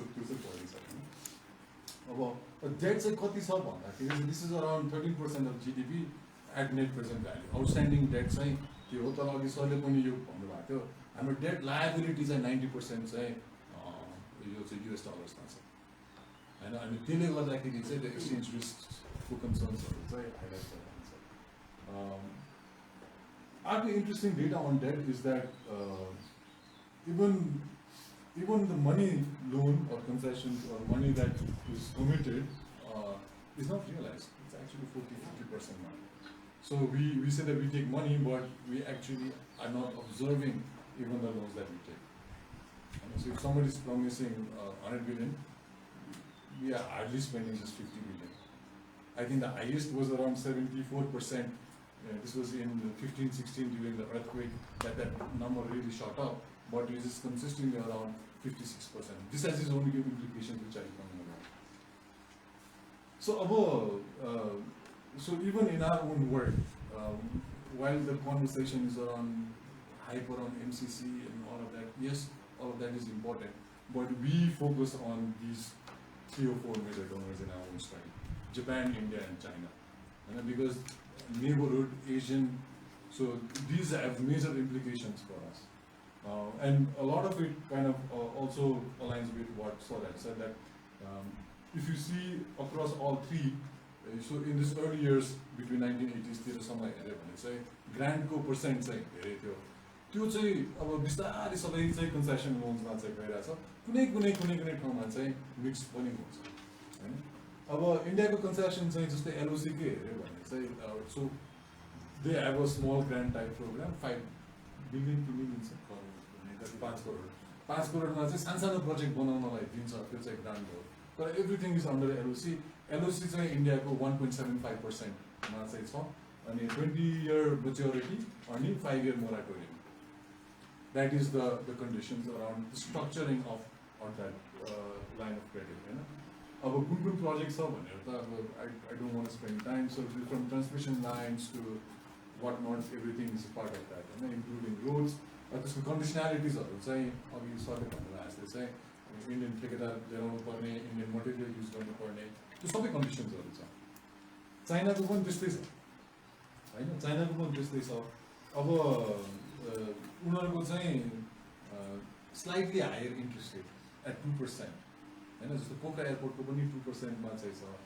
Greece payback period पनि जस्तै Pokhara airport is 30 years, हैन।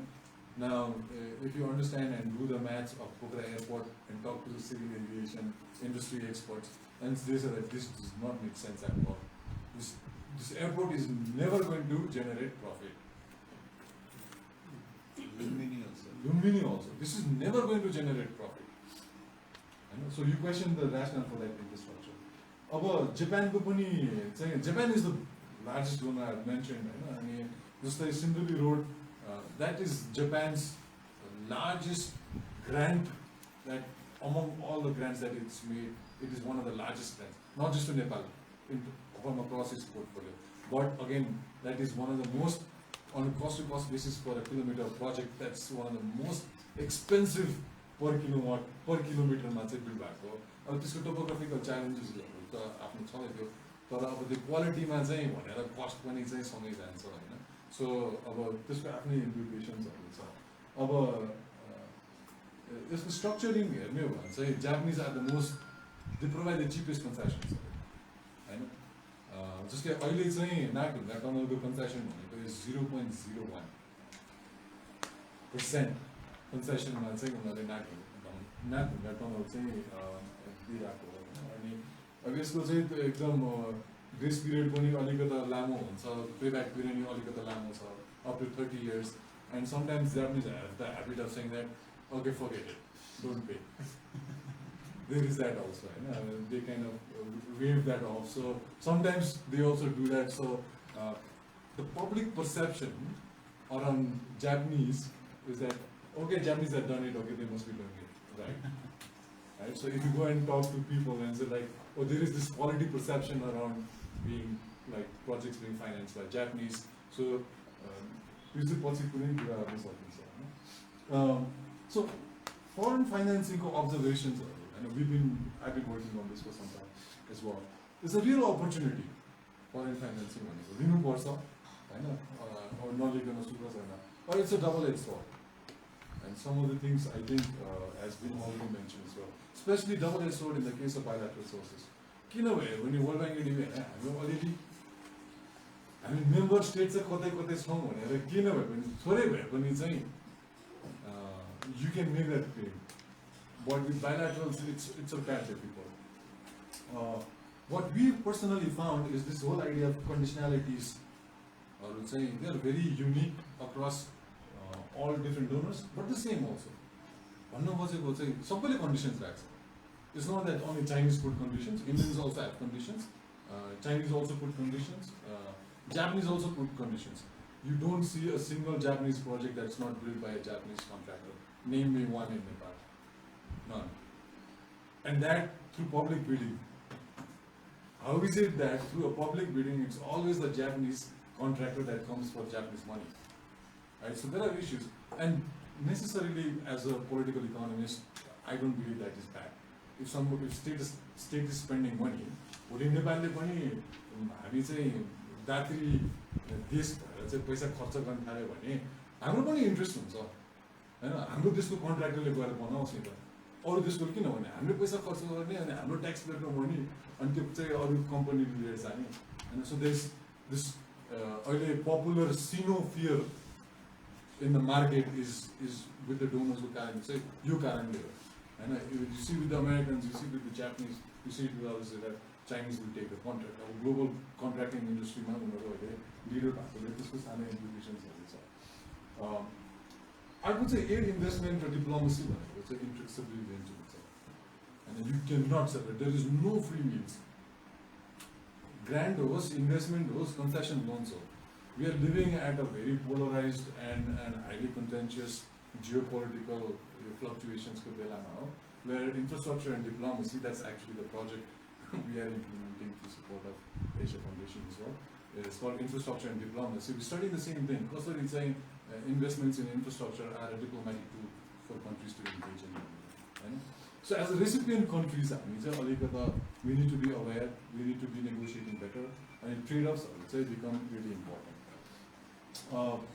Before going on concluding thoughts, debt sustainability को चाहिँ अब म पनि यसको विज्ञ छ हैन. सरले आफै भन्नुभयो रिसर्चर भएर बोल्नुपर्छ भनेर मैले अलरेडी रिसर्च गरेर भेटेको नम्बर्सहरु चाहिँ I'll try to put in हैन. So your GDP to debt ratio seems to be something that everybody talks about, and as has been also highlighted, there is no fixed agreement on कति चाहिँ राम्रो हुनुपर्छ भनेर चाहिँ छैन हैन. अब कुनै डकुमेन्टले चाहिँ 70% भयो 70% सम्म कन्टिन्युअस एक्सपोजर भयो भने 70% अफ जीडीपी सम्म डेट चाहिँ कन्टिन्युअस एक्सपोजर भयो भने चाहिँ द्याट इज रियली रिस्की भनेर भन्छ हैन. अब नम्बर हेरे जापानकै 200 कति छ भुटानको 110 छ भुटानको 110 होइन हामी चाहिँ भनेको जम्मा 40 मा रहेछ त्यो पनि एनपिभीमा हेऱ्यो भने जम्मा 13 मा रहेछ so there is this idea is very I think and त्यो हेर्दा अलिकति लिटरेचर पढेर चाहिँ त्यो सस्टेनेबिलिटीको आइडिया भनेको चाहिँ कति पर्सेन्ट भन्ने चाहिँ हुँदो रहेछ मेरो बुझाइ चाहिँ सरले please correct me if I am wrong is if you can pay back in time on होइन and what is there, what are the pillars or what are the factors that you have in your economy that can guarantee that you can pay back.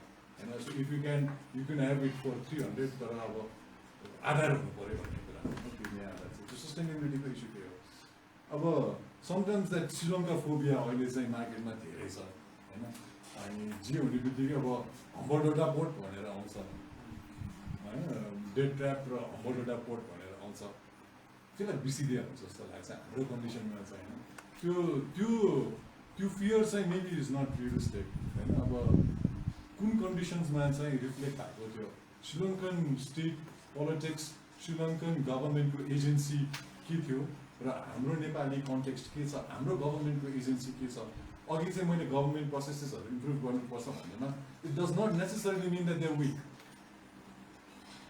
होइन हाम्रो negotiating power हाम्रो agency चाहिँ strong छ so एकजना मलाई former ब्युरोक्रेसीमा मान्छे भन्नुभएको हामी हाम्रो स्ट्राटेजी फर सर्भाइभलै हाम्रो negotiation that's why we are keeping both India and China at bay we been able to balance that relationship for so long in to our history that is a strength त्यही negotiate गरेर हो हाम्रो agency नै त्यही हो भनेर चाहिँ भन्नुभएको so it's like we are very smart. Sometimes we may not look smart, but we are sometimes very smart. भन्ने चाहिँ आइडिया पनि चाहिँ अलिअलि निस्केको देखिन्छ होइन एउटा रिसेन्ट नम्बर चाहिँ अब श्रीलङ्काको हेर्दाखेरि चाहिँ अब द्याट जिडिपी रेसियो त्यो डेटको रेसियो चाहिँ एकदम चाँडै बढेको देखिन्छ होइन रिसेन्ट लाइक फर इक्जाम्पल 19मा 42 थियो अब क्राइसिस भयो 21मा हेर्दा 21मा चाहिँ 104 पुगिसकेको थियो होइन like very rapid increment they were taking too much money without having any formal ways of how they would be able to pay that back, plus the economic crisis because COVID, tourism, the revenues were down, so they got into all of these challenges. About the joint World Bank, IMF got a recent study just last year, and they technically say that Nepal is in low risk because of that NPV value. अनि उनीहरूले भन्दाखेरि चाहिँ हामीसँग बढी पैसा दिएको छ it's okay multilateral exposure चाहिँ सबैलाई पुगेको छ एन्ड वी आर एट 1%. होइन 1% हो सो टेक्निकली नो रिस्क अब त्यो 25 वर्षसम्मको मेच्योरिटी छ भनेर that seems to be their position I don't know what that means होइन to conclude so to conclude I put out 3 policy problems and the policy problem one is and I was trying to as I was thinking through this trying to find answers myself so how do we manage the large financing deficit? I think as a nation that is one of the key concerns that we will have. That is problem number 1. So clearly in the current scheme of things, यो foreign capital नभएको त्यो transformation चाहिँ हुँदैन भन्ने चाहिँ देखिन्छ होइन we could try and like do lots of things to boost domestic capital mobilization but that is not going to be really sufficient for us to kind of reach where we want to be. So that need for foreign capital is paramount, right? The finance government. And this needs to be in the form of grants, borrowing, take as what may come. I think as the parliament very discussion matter. BRI पनि लिनुपर्छ, MCC पनि लिनुपर्छ, अर्को कहाँ हो जे पनि लिनुपर्छ हैन न त्यस्तो लिने हो. That is one perception. And I believe with that. म चाहिँ त्यो स्कुल अफ थटमा चाहिँ लिनुपर्छ भनेर तर किन लिनुपर्छ कसरी लिनुपर्छ भन्ने there are norms that I will spell out this for हैन बट प्रिफरेबली लिने भनेको चाहिँ एफडीआईसहरु इन्भेस्टमेन्ट्स लिने हो हैन so we want to extend partnerships by which there is stronger investment from outside and I give an example बुढी गण्डकीको I feel that Budhi Gandaki बनाउँदाखेरि डाउनस्ट्रिम अगुमेन्टेड वाटर फ्लोले डाउनस्ट्रिम बेनिफिट्स क्रिएट गर्छ त्यो डाउनस्ट्रिम बेनिफिट्स इन्डियासँग नेगोसिएट गर्न गाह्रो हुन्छ बट त्यो रेकग्निसनमा इन्डियालाई चाहिँ पार्टनरसिपमा लिएर आउनुपर्छ बुढी गण्डकी हैन as a partner in finance they have to be broad so we need to be अलि ingenious in how we engage in our own infrastructure space of where we bring financing from. But this needs, broadly, everybody will agree with this, is that it needs complementary policy response at different fronts. So if that is the agreement, then the second problem is, if we bring the money, how do we best align it, especially given our context of politics and global politics. पैसा त लिएर आउने ल okay लिएर आउन successful भयो भने त्यसलाई चाहिँ अब हाम्रो निड र हाम्रो युजमा चाहिँ कसरी अप्टिमली हामीले त्यसलाई चाहिँ युज गर्ने that is the second challenge that is the second policy problem हैन we don't want borrowed money to be fungible हैन त्यो पोलिटिकल फंजिबल चाहिँ हुनु भएन sometimes acquisition नेपालमा त अझै छैन maybe you can associate that some sense of fungibility with the Pokhara International Airport. If you study the politics, there might be other projects as well. There are other projects, but not to the extent where this discourse is in some other countries in Africa or where big governance comes to home. You find donor funds, even investment, borrowed funding provides that level of fungibility for politicians. The fungibility is a priority. But then I say, so all of this like a norm setting or and your norm setting comes from a broader national consensus that goalposts need to be defined.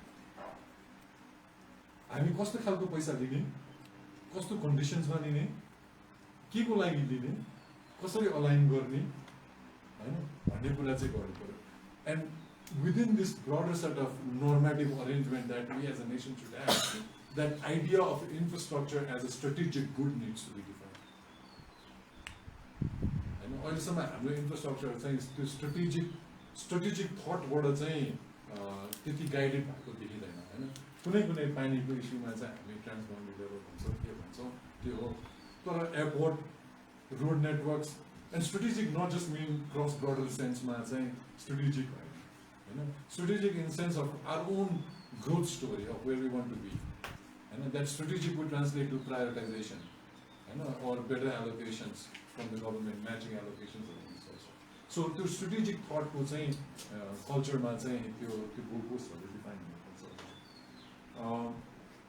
I would say your enabling environment incentives, the negotiating trade-offs will be really central to this idea of aligning how we best align that financing to our interest. Right? So that culture exists, needs to be strengthened, needs to be clarified. Now the policy problem theory, and for me this is the largest problem of all, is if you are able to resolve the two problems, national interest align. So does this actually guarantee that we achieve our stated goals? Our goals are not financing. Financing is just a medium for us to build infrastructure. That's why I wanted the growth stories saying financing is a means to build infrastructure so that our economy grows. The pathway matter, that's not our end of why we are building an infrastructure. And a policy view what I have saying the infrastructure goal. The infrastructure key impact generate what are we trying to achieve with that infrastructure, that is most important. I know. So you resolve the problem resolve. Does it actually guarantee that we will achieve our goals? Unfortunately, you say that and this is my area of interest. So large infrastructure development, Nepal context, it's a wicked problem. If you haven't gone through this idea, I would suggest you look up this idea, wicked problem. It's an interlinked problem, web problem. It's not something that you can pull and then you'll find the solution. It's so that it's a wicked problem. And financing, though one of the major elements of building infrastructure, I tend to think it's half a problem. In the overall scheme of things, it's just half or less than half a problem. Financing matter, financing is not just an end in sight. Okay, debt issue absorption capacity, culture, MCC जुन हिसाबमा infrastructure politicise हुन्छ, it's played and it's like a rag doll, it's tossed here and there, जुन हिसाबमा चाहिँ त्यसमा चाहिँ ट्रान्सपेरेन्सीको कुरा आउँछ, जुन हिसाबमा डिलेज र ओभररन्सको कन्सर्न्स छ, डिस्प्युट्स छ कम्युनिटिजको लेभलमा. So infrastructure is not just contested at the parliament, that contestations translate into different arenas, including the public, in some projects where they are like raising voices saying that we don't want this infrastructure being built here. For example, Bansari Dada, we've all been using that landfill site for this. Right? So the contention, it's not just within the parliament, there are issues at the community level. And our political economy, interest, the interest of सबै गाजिँदै गएको भएर चाहिँ त्यो interest चाहिँ त्यो space भनेको चाहिँ एकदम पोलिटिसाइज छ. So just getting finances is not important. There are so many other things that we need to resolve. From geopolitics to our own planning of politics, internal politics. So त्यो नसच्चाइसम्म चाहिँ financing itself is a solution दिँदैन. Often the idea is to talk about financing, but our internal processes, our internal systems, public procurement norms are like transmission line replacement. So you could add, I think they're an important block that's often get negated in the conversation of infrastructure financing. I would say is the metric again, and I think as civil society, as researchers, as academics, or journalists or media folks, metric of infrastructure is very important. It's not expenditure, it's impact, and we don't talk about this. We build irrigation canals, we say the project is complete because we've spent the 500 billion that was allocated and that project is built. But have we actually gone on to meet why we built that infrastructure in the first place? Productivity कति बढ्यो भनेर हामी गफ गर्दैन. त्यो एरियाको agriculture प्रोडक्टिभिटीमा त्यो infrastructure बनेर कति चाहिँ राइज भयो भनेर, that is never the metric. That is why the infrastructure was built. That's why we spent 500 billion, because we wanted to increase productivity by export. And the same things apply for tourism, irrigation, road, whatever be the case. So oftentimes I think the metric is really important and we tend to forget to discuss it. I'll end there. Thank you so much. Thank you, Saumitra ji. यहाँ सबैलाई के हाम्रो दुईजना डिरेक्टरहरूले आफ्नो कुरा राख्नुभएको छ. हामीले के लाग्यो भने उहाँले बहुत राम्रो कुरा गर्नुभयो. यसको जानकारी आम पब्लिकलाई छैन. आम पब्लिकहरूलाई पुल बने पुग्छ. पुल कतिमा आयो, कहाँबाट आयो, कति पैसामा आयो. अहिले हुन त हाम्रो गभर्मेन्टले पब्लिक अडिट के भनेको छ, तर त्यो पनि एउटा कर्मकाण्ड जस्तै हुन थालेको छ. त्यो पब्लिकलाई जानकारी हुँदैन होइन. कतिपय ठाउँहरूमा त्यो चाहिँ देखिन्छ पब्लिकले त्यो बेलामा जब रोड भाँसिन्छ के भएको भने चाहिँ यति दुष्कार्यको रहेछ भनेर त्यहाँबाट सुरु हुन्छ मान्छेहरूको कन्सर्ट.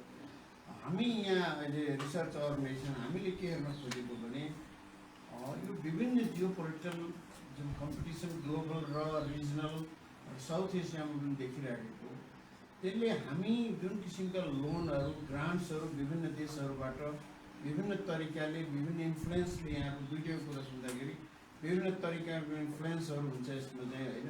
म एकचोटि एउटा डिनरमा थिएँ, एकजनाले के भने यो मान्छे चिन्नुहुन्छ वर्ल्ड ब्याङ्क रेडियो तपाईँले गर्छ नि.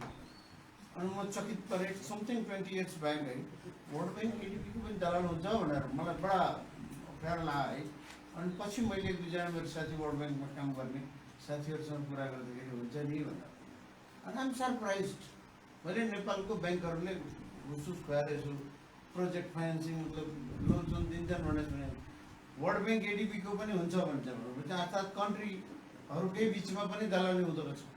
यो कुराहरूले गर्दाखेरि आम पब्लिकलाई जसरी श्रीलङ्काको केस बारम्बार किन उठेको भने उहाँले भन्नुभयो 90 पछि आएर within 3 years the country become bankrupt. In April itself कन्ट्रीले आफूलाई चाहिँ डिक्लेयर गरौँ हामी पैसा तिर्न सक्दैन, विथड्र गरौँ इन्टरनेसनल उसबाट चाहिँ सिस्टमबाट. मैले त्यो प्रेस रिलिज पढ्दाखेरि कति लामो प्रेस रिलिज छ भने झन्डै 1.5 पेजको पेज छ मिनिस्ट्री अफ फाइनेन्सले डिक्लेयर गरेको त्यो म पढ्दै थिएँ अनि म यसो विचार गर्दै थिएँ यो श्रीलङ्का जसलाई प्याराडाइज अफ आइल्यान्ड भनिएको थियो कुनै बेलामा दुनियाँको अत्यन्त ब्रिटिसहरूले छोड्ने बेलामा दुईवटा देशलाई पार्लियामेन्ट्री सिस्टमको मोस्ट सक्सेसफुल भन्थे श्रीलङ्का र के अरे भने उहाँ सिङ्गापुरलाई तर आज श्रीलङ्का हेर्दा हेर्दै यस्तो स्थितिमा पुग्यो ड्यु टु पोलिटिकल लिडरसिपहरूको त्यो करप्सन धेरै कुराहरू छन् अनवान्टेड प्रोजेक्टहरू अहिले नै यहाँ दुईवटा एक्सपर्टहरूले भन्नुभयो हामीले पोखरा एयरपोर्ट त कहिले प्रोजेक्टमा जानै सक्छौँ जबकि हामीले एउटा गरेको स्टडी अजयजी हुन्छ अजयजीले गरेको स्टडीमा त्यो अहिलेको कम्पनीले हाम्रो प्राइभेट सेक्टर एयरलाइन्सहरूलाई बोलाएर यसको एक्सटेन्सन गरौँ न भनेर प्रपोज गर्यो अर्थात् अझ यसलाई एक्सपेन्सन गरौँ भनेर चाहिँ प्रपोज गरे जबकि हामीले त्यसलाई उल्लेख गर्न सक्दैनौँ त्यसकै कन्डिसनहरू हेर्दाखेरि हामीले त्यो एयरपोर्टको सबै इन्कम चाइनाको एक्जिम ब्याङ्कमा बुझाउनै पर्छ the condition was that to all the airport income to be submitted in the China Exim Bank तर पछि आएर thanks to के अरे जीवन बहादुर शाहीजी when he became the tourism minister he said no अनि त्यसपछि त्यो चाहिँ पोखरा एयरपोर्ट मात्र यस्ता धेरै प्रोजेक्टहरू जुन हामीलाई हाम्रो स्वार्थले मिल्दैन हामीलाई फाइदा छैन एकछिनलाई मेलामजीको कुरा गरौँ न 30-40 सुन्दाखेरि त मलाई 50 वर्ष भयो अब 72-73 भनेपछि त भएन 50 वर्षदेखि नेपालीहरूले काठमाडौँमा पानी खाएको छैन 50 वर्ष अगाडि हामीले त्यहाँ त्यति लामो टाढाबाट पानी ल्याउने कल्पना गरेँ यहीँ भएका हाम्रो रिसोर्सेसहरूलाई कसैले सोध्नु पर्थ्यो कि पर्दैन पोखरा एयरपोर्ट बनाउने बेलामा हामीले यो सोध्नु पर्थ्यो कि पर्दैन थियो कि यो प्रोजेक्ट हामीले फाइनेन्स हामीले गरिरहेको लोन मनी हामीले होइन अब यो 50 वर्षदेखि नेपाली पानी खाएर त मर्यादा छैन नि काठमाडौँ पपुलेसन 50 वर्ष अगाडि अहिले भन्यो भने 4-5 टाइम्स बढी भइसक्यो यहाँ पपुलेसन त्यो बेलामा त मलाई लाग्छ बहुत कम होइन भनौँ न त्यो चाहिँ अब आज 13 लाखको लागि गरेको होइन अब आज चाहिँ हामी 5 मिलियन भइसकेको छ होइन अब यो अवस्थामा त्यस्तै प्रोजेक्टहरू धेरै जसो म देख्छु नारायणी सिँचाइ योजना मलाई याद छ म सानो थिएँ त्यो हाम्रो गाउँमा त्यो टर्च उ थियो त्यो कुलोहरू थियो त्यसबाट पानी आउँथ्यो मान्छेहरूले सिँचाइ गर्थ्यो त्यो सब भत्काइदियो नयाँ तरिकाको के टर्सरी नर्सरी के बनाइदियो अन्डरस्ट्यान्ड सिकाइदियो अहिले त्यो पनि छैन अब सिँचाइको लागि भगवान्जी माथिबाट हुनुहुन्छ there is no irrigation system at the time so what project we need on what cost तपाईँले भन्नुभयो त्यो वास्तवमा निड हामीलाई छ कि छैन यही क्रममा चाहिँ मन्दिसगढको पनि भन्छु या 15 करोड मान्छे जाँदैन यो देशले 20 लाख अहिलेसम्म टुरिस्ट ल्याउनु नसकेका मुलुकले 15 करोड मान्छे ल्याउनु कुरो गर्छ बा चकित पर्ने यो कुरो हो कि त्यहाँ त्यो प्रश्न त्यहाँबाट उठेको छ सबभन्दा पहिले रुखै काट्ने कुरा गर्छन् 26 लाख रुख काट्ने these are the question arises of mind general पब्लिकमा पनि हामीले बनाउनु पर्छ ठुलो प्रोजेक्टहरू पनि तर हाम्रो निड हो कि होइन त्यसरी गर्दै गर्दै गइयो भने हामी श्रीलङ्का नपुगेला भन्ने छ र यस्तै यदि पहुँच्दै गइयो भने भन्छ मेलाम्ची जस्तै 5-7वटा प्रोजेक्ट गरौँ न ठिकठाक भइहाल्यो 6-7 अरबबाट अहिले 22 कि 24 अरब पुगेको छ त्यहाँ पुगेको छ अहिले चाहिँ पोखरा एयरपोर्ट 100 मिलियनबाट सुरु भएर 216 मिलियन पुगेको छ भने these are the project which हामीले चाहिँ यसरी गर्दाखेरि भयो यिनै प्रश्नहरू हामीले हाम्रो रिसर्चमा खोज्ने कोसिस गरेको यहाँहरू दुईजनालाई बहुत बहुत धन्यवाद उहाँहरूले गर्नु now I request all the participants your queries, question, comment, please free. कसलाई भनिदिनु होला है नमस्ते म सतीश गुरुङ अहिले परराष्ट्र मन्त्रालयमा छु सेक्सन अफिसर र मलाई चाहिँ एउटा question thank you speaker first of all एउटा क्वेसन सोध्नु मन थियो पहिला चाहिँ घिमिरे सरलाई यो डेट भर्सेस डेभलपमेन्ट जुन चाहिँ न्यारेटिभ छ त्यसले जिरो सम गेमको बारेमा हेरिन्छ होइन अनि म पनि त्यसमा विश्वास गर्छु यसमा जिरो सम गेम जस्तो लाग्छ मलाई त्यसमा चाहिँ हजुरको के ओपिनियन छ अब निजहरूलाई नै अहिले इक्जाम्पल बनाएर गर्न मिल्यो भने एउटा त्यो भयो अर्को सेकेन्ड क्वेसन चाहिँ न्युपानेजीलाई त्यो यु टकिङ अबाउट त्यो मेट्रिक्सहरू होइन लास्टमा अब इन्भेस्टमेन्टको फाइनेन्सियल छ अनि त्यो सिन्धुली हाइवेको पनि इक्जाम्पल दिनुभयो नि कि एक्सपेन्सिभ छ बनाउनलाई अनि मेन्टेन गर्नलाई अझै एक्सपेन्सिभ छ तर त्यसलाई चाहिँ अब त्यो एक पाराले अब स्ट्रेटेजिक गुड या पब्लिक गुडको पाराले त्यसलाई कसरी हेर्न सकिन्छ कि महँगो छ तर त्यसको अब भनौँ अरू मेट्रिकले हेर्दाखेरि चाहिँ maybe it was a project worth completing. How to look at it in another way? Actually मलाई सोधेको एकचोटि अलिक बुझाइदिनु न। मैले चाहिँ सर त्यो अब यही अब के अरे डेभलपमेन्ट र अब भनौँ न क्लाइमेट अथवा यो चाहिँ ह्यान्ड इन ह्यान्ड जाँदैन भन्छ नि, एउटा जिरो सम गेमले अब विकासको लागि अब रिसोर्सेसहरू ओभर युज गर्नुपर्छ, एक्सप्लोइट गर्नुपर्छ भन्ने खालको, तर त्यो नगर्यो भने चाहिँ विकास हुँदैन। यस्तो खालको जुन चाहिँ इमेज छ त्यसमा चाहिँ हजुरको अब पोइन्ट अफ भ्यू के छ? Thank you. दुईवटा इक्जाम्पल तपाईँले अघि निजगढको ल्याउनु भएको थियो, पहिला निजगढको एउटा त्रुटि भन्नुभयो। 2014मा मैले अननोइङली एउटा आर्टिकल लेखेको थिएँ, निजगढमा एयरपोर्ट चाहिँदा पनि चाहिँदैन, फिजिबल पनि छैन होइन, इन्डियाले बाटो पनि दिँदैन होइन, बेलैमा अर्कोतिर सोचौँ भनेर मैले लेखेको थिएँ होइन। त्यो चाहिँ मैले पढ्नमा धेरै चौको आर्टिकलहरू लेखेको छु कि वास्तवमा। त्यो आर्टिकल चाहिँ ब्यान गराइयो हेर्नुहोस् है। तर अब मैले चाहेको त्यो होइन, डेभलपमेन्ट पनि अदालतले डिक्टेट गरिदिएर त प्र्याक्टिकल नहोला। तर अहिले 14 पछि आएर यतिखेर निजगढ चाहिँ सुप्रिम कोर्टले यो जरुरी छैन भन्छ भनेपछि त पार्सियली त मान्नु पऱ्यो नि हामीले, छैन भने जस्तो गरेर। अर्को यो डेभलपमेन्ट भर्सेस डेट अथवा तपाईँको कोरियाबाट बुसान, कोरियाको राजधानीबाट बुसानको सडक चाहिँ बनाउन खोज्यो। इन्भाइरोमेन्टलिस्टहरूले अब्जेक्सन गरे होइन, एडिबीले वर्ल्ड ब्याङ्कले उनीहरूकै कुरा सुन्यो होइन, र इकोनोमिकल्ली भाइबल पनि छैन भन्यो होइन। अनि त्यहाँ चाहिँ कोरियनले के डिसिजन गर्यो भनेदेखि बिना कस्ट चाहिँ डेभलपमेन्ट हुँदैन, त्यसैले we go for this project भनेर त्यो गरिदिए। हेर्नुहोस् है, अहिले कोरियाको लाइफ लाइन चाहिँ सोल बुसान हाइवे छ। मैले भन्न खोजेको के हो भनेदेखि यदि if I were a decision maker, मैले भए चाहिँ डेभलपमेन्टसँग टक्राउन आउने धेरै चिजहरू एउटा पोइन्टसम्म मैले चाहिँ कम्प्रोमाइज गर्दैन थिएँ होइन। एउटा के प्रिन्सिपलमा जान्थेँ भनेदेखि अब त्यस्तो त भन्न नहुने होइन, यदि 5 जना मान्छे मार्दाखेरि 95 जनाको लाइफ चाहिँ एकदमै फर लङ सेक्योर गर्न सकिन्छ भने I will go for killing 5 people. Development पनि त्यसरी हेर्नु भएन भने तपाईँ रुख पनि काट्न नहुने, ढुङ्गा पनि खोल्न नहुने, के पनि गर्न नहुने होइन। तपाईँ चाहिँ हामी जाहीँको त्यहीँ छौँ कि तपाईँको, यसो फर्केर रियल्ली भित्र हेर्नुभयो भने जहाँको त्यहीँ छौँ होइन। भुटानमा चाहिँ इन्भाइरोमेन्टल क्राइसिस थिएन होला, जम्मै खोला इन्डियालाई बेच्दा। चाइनाको आफ्नै स्टोरीहरू छ होइन, खास गरी अब वेस्ट चाइना जानुभयो भने त्यहाँ त्यति हुन्छ, कति बिचल्ली छ भनेर हतपत जानु पनि दिँदैन होइन। लाख कोसिस गरेर गएको थियौँ होइन। तर एक किसिमले त चाइना डेभलप छ नि त, तर त्यहाँ कति कम्प्रोमाइज गर्नु परेको छ। त्यस कारण हामी के खोजिरहेछौँ भने बिना कम्प्रोमाइज डेभलपमेन्ट होस् भनेर। मेरो विचारमा बिना कम्प्रोमाइज चाहिँ डेभलपमेन्ट चाहिँ हुँदैन। त्यस कारण अघि सरले भन्नुभयो जस्तो कति हजार रुख काट्ने कि अथवा चाहिँ मिनिमम रुख काटेर जान सकिन्छ, त्यो चाहिँ इस्यु हुनसक्छ। तर रुखै नकाटी एयरपोर्ट त हरकम कसरी प्लेन रुख गर्छ। त्यस कारण there has to be compromise, trade off हुनैपर्छ। नत्र त अब तपाईँ म त यस्तै सुन्दैछु रिटायरमा, hopefully will be retire environment बचाऊ के बचाऊ के बचाऊ।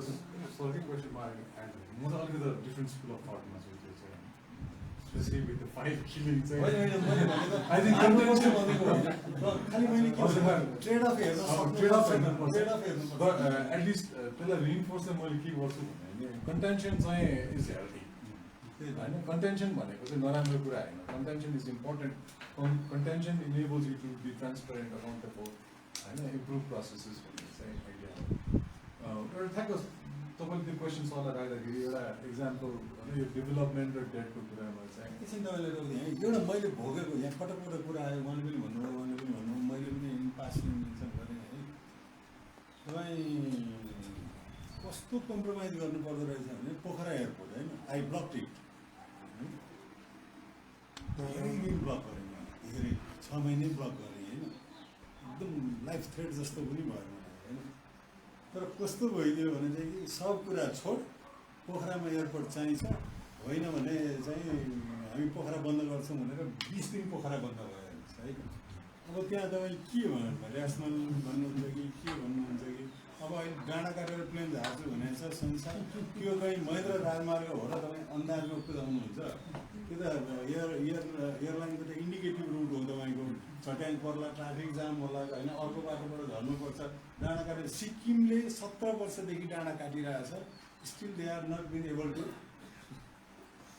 पाइलटलाई एस्योर गर्न सकिरहेको डाँडामा चाहिँ पुगेको छ थुम्को छ है सानो एउटा थुम्को रहेछ त्यस कारण सरी म होइन मैले के भन्दा थियो अनि यहाँ सरले यो प्रायोरिटाइजेसनको कुरा गर्नुभएको थियो सरले चाहिँ जस्तो अस्ति भर्खर चाहिँ प्रोभिन्स 1 तिर गइरहेको थियो अनि एउटा वर्ल्ड ब्याङ्कको चाहिँ एग्रिकल्चर सुपरजोन भन्ने एउटा ठुलो प्रोग्राम छ कि अनि देयर गोइङ हाते ट्र्याक्टर चाहिँ सुपरजोन कृषि सुपरजोन भनेर चाहिँ हाते ट्र्याक्टर बाँडिरहेछ प्राइभेट सेक्टर त्यही फार्मर्सहरूले चाहिँ ठुल्ठुलो हार्भेस्टर चलाइरहेछ कि होइन so when you're taking money as loan where you to pay back it better be align to interest होइन हाम्रो निड हाम्रो कन्टेक्टसँग चाहिँ अलाइन हुनु पऱ्यो कि छ भन्नेमा लिने होइन भनेर म त्यो स्ट्रेटेजिक निड चाहिँ त्यो एउटा कुरा हो होइन एन्ड सेम विथ मेट्रिक यहाँले मेट्रिकको कुरा राख्नु भएको थियो होइन त्यो मेट्रिक भनेको फ्लेक्सिबल हो मैले चाहिँ गोल पोस्ट डिफाइन गर्ने भन्ने कुरा भनेको थिएँ नि यो हाम्रो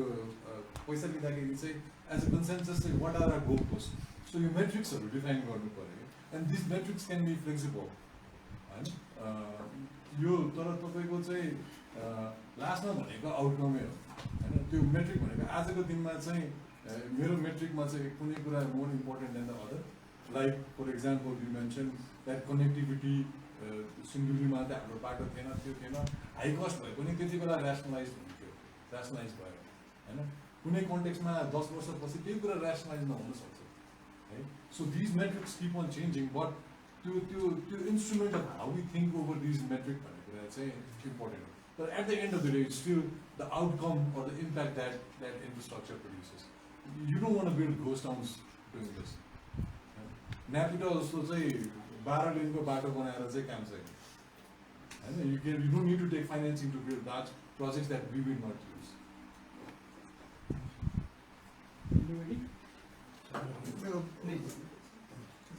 मेरो एउटा क्वेसन चाहिँ सरलाई यो अहिलेको जुन हाम्रो इन्फ्रास्ट्रक्चर फाइनेन्सिङको जुन प्र्याक्टिस छ एक्जिस्टिङ प्र्याक्टिसेस त्यो प्र्याक्टिसेसमा क्रिटिकल एरियाज अफ रिफर्म्सहरू 3टा भन्नुपर्दा चाहिँ कुन एरियाजमा चाहिँ क्रिटिकल रिफर्म्सहरूको आवश्यकता देख्नुहुन्छ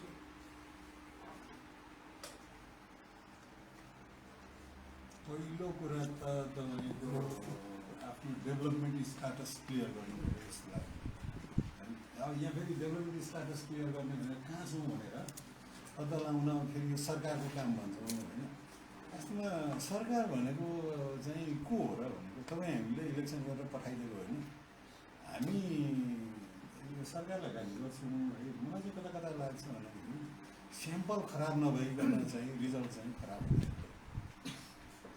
त्यस कारण तपाईँले हाम्रोमा प्रब्लम छ जस्तो लाग्छ सरकारले गरेन भने पनि हामीले डेभलपमेन्ट स्टाटस भनेको छैनौँ कि कहिले क्रिटिसाइजै गर्छौँ होइन एउटा चाहिँ डेस्टिनेसन मोटामोटी क्लियर गर्नु पऱ्यो भनेको जस्तो स्टेट लाइनमा त हिँड्न सकिँदैन तर भए पनि तपाईँ 5 वर्षमा कहाँ पुग्नुहुन्छ 10 वर्षमा कहाँ पुग्नुहुन्छ 15 वर्षमा कहाँ पुग्नुपर्छ भने त्यो खास छैन होइन व्यक्तिको पनि देखिँदैन आज चले भोलि देखा गयो भनेर होइन गभर्मेन्टको पनि त्यो देखिँदैन त्यो भएपछि अनि तपाईँको चाहिँ अनि अब डेभलपमेन्ट स्टाटस हेर्नु त्यहाँ क्लियरली ग्याप देखिन्छ क्या तपाईँको 20 माइल टाढा जानु छ अहिले 5 माइलमा हुनुहुन्छ भने 15 माइल त्यहाँ ग्याप देखियो नि त्यहाँनिर अनि प्रायोरिटाइज गर्नु पऱ्यो कि वास्तवमा रोड चाहिने हो कि के चाहिने हो कि त्यस कारण पहिलो कुरा त तपाईँको गन्तव्य मोटामोटी कहाँ हो त्यो नै क्ल्यारिटी देख्दिनँ म कि कहिल्यै पनि 3टा कुरा होइन मेरो विचारमा एउटै कुरा क्लियर गर्नु पऱ्यो हाम्रो गन्तव्य कहाँ हो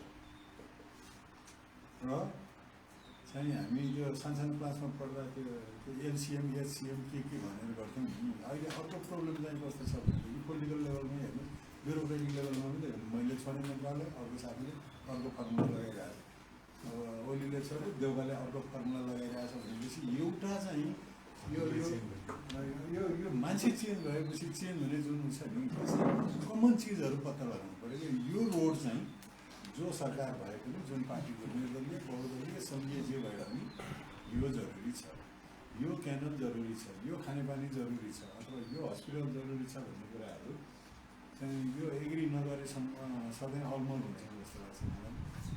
तिनवटा कुरा होइन, एउटै कुरा भन्छ मलाई, कहाँ जाने भनेर व्यक्ति लेभलमा, कम्युनिटी लेभलमा होइन, यो सोसाइटी लेभलमा, गभर्मेन्ट लेभलमा मोटामोटी डेस्टिनेसन क्लियर गरेनौँ भने 3टा 4टा 5वटा जति बनाए पनि हामी फेरि त्यहीँ हुन्छौँ।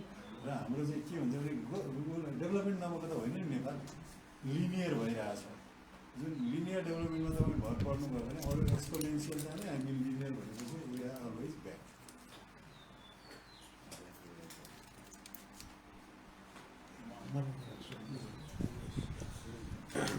सर यो आजको प्रेजेन्टेसन चाहिँ मलाई त त्यो एउटा लेम्यान जस्तै गरेर बुझेँ मैले त होइन। अब मलाई चाहिँ 2टा प्रश्नहरू आयो सर। एउटा चाहिँ जस्तो हाम्रो मेलम्चीमा चाहिँ एकदम हामी घाटामा पऱ्यौँ, यो कस्ट बेनिफिट एनालिसिस अनुसार हेर्दाखेरि पनि हाम्रो राम्रो भएन भन्ने भयो होइन। पोखराको एयरपोर्टमा पनि त्यही भयो होइन। अब जस्तो हामी एउटा रेल लिएर आउने भनिरहेछौँ नि चाइनाबाट, एक चुनाव त त्यसले खाइसक्यो, भोट पनि खाइसक्यो। त्यो रेल चाहिँ घोषणापत्रमा देखाएर मान्छेले भोट हालिसक्यो। अहिले मैले अलिअलि बुझ्दाखेरि चाहिँ इफ नट इम्पोसिबल त छैन होला, तर इट माइट हार्डली मेटेरियलाइज भन्ने जस्तो बुझिन्छ अहिले यसो हेर्दाखेरि। त्यसको चाहिँ त्यो टेक्नोलोजिकल सफिस्टिकेसन जुन चाहिन्छ, इन्भेस्टमेन्ट जुन चाहिन्छ त्यो हेर्दाखेरि। र यिनीहरू त इक्जाम्पल मात्रै भयो। अहिले सरले पनि सौमित्रज्यूले पनि गर्नुभएको प्रेजेन्टेसनमा त्यो देखिन्छ। एकाउन्टेबिलिटी पनि देखिँदैन होइन। यो कुराहरूलाई चाहिँ त्यो एकाउन्टेबिलिटी जेनेरेट गर्ने हाम्रो लागि यो चाहिँ बेनिफिसियल छ कि छैन, यसले ग्रोथ प्रमोट गर्छ कि गर्दैन, यसले के गर्यो, अब कसरी लिने भनेर स्टडी गर्ने, त्यस्तो चाहिँ नलेज प्रड्युस गर्ने कुनै नोडल बडीहरू अथवा केही छ कि छैन, त्यसको आधारमा चाहिँ मासलाई पनि इन्फर्मेसन फ्लो गर्ने एउटा त्यो छ। अर्को चाहिँ यो जगदीश भगवतीले एउटा ग्लोबलाइजेसनको बारेमा किताब लेख्नु भएको छ। त्यसमा उहाँले के भन्नुहुन्छ भने धेरैजसो यो इकोनोमिक ग्लोबलाइजेसनको विरोध गर्ने मान्छेहरू चाहिँ सोसियोलोजिस्टहरू अनि लिङ्ग्विस्टहरू, इङ्ग्लिस लिटरेचर पढेकाहरू रहेछन्, who have no knowledge of how economic works भन्नुभएको रहेछ। मेरो क्वेसन नि त्यस्तै होला जस्तो लाग्यो। बट लेट मी आस्क के भने जस्तो हामीले इकोनोमी चाहिँ डेभलपमेन्ट भनिरहेछौँ नि सर, त्यो डेभलपमेन्ट चाहिँ तपाईँको चाहिँ हामीले चाहिँ वेस्टको डेभलपमेन्ट जस्तो मानेर हेऱ्यो भने त हामी त कहिले नि पुग्न सकिँदैन त्यहाँ त। जस्तो एसियाको टाइगर इकोनोमिजहरूले, ताइवानले, अनि तपाईँको साउथ कोरियाले होइन, अनि तपाईँको चाहिँ मलेसियाले अनि सिङ्गापुरले गरेको हजुर त्यसमा चाहिँ के भनिएको छ भने पहिला चाहिँ यो डेभलपमेन्ट हुँदै जाँदाखेरि चाहिँ इकोनोमी के अरे इन्भाइरोमेन्टसित अलिअलि ट्याम्पर गर्नुपर्छ होइन। यो होइन ट्याम्परिङ गर्नुपर्छ भन्ने रहेछ। तर त्यसको चाहिँ त्यो इन्भाइरोमेन्टल कस्ट यति हुँदो रहेछ कि त्यो चाहिँ जस्तो हामी काठमाडौँमा देखिरहेछौँ अहिले, हामीलाई सास फेर्न नि गाह्रो छ होइन सर। सो हाम्रो डेभलपमेन्ट खालि त्यो इकोनोमिक ऱ्यासनलिटी अनुसार जिडिपी यति होइन, यसको कस्ट बेनिफिट एनालिसिस यति, अलिकति त्यसो त्यो एचिभ गर्नलाई अलिअलि इन्भाइरोमेन्ट ट्याम्पर नगरिकन हुँदैन। 24 लाख रुख नकाटी हुँदैन, रुख काट्न सुरु गरिहाल्नुपर्छ भन्दा हामीले चाहिँ बरु इकोनोमी चाहिँ श्रिङ्क गरेर हाम्रो डेभलपमेन्टलाई इकोनोमिक इन्डेक्ससित मात्रै किन तुलना गर्ने, अरूसित गर्न मिल्ने हाम्रो केही अल्टरनेटिभहरू छैन सर नेपालमा। त्यो दुवैजनालाई सोधेको भएछ। बोल्न पायो भने रम्बले हुन्छ, रम्बै भन्नु लाग्छ।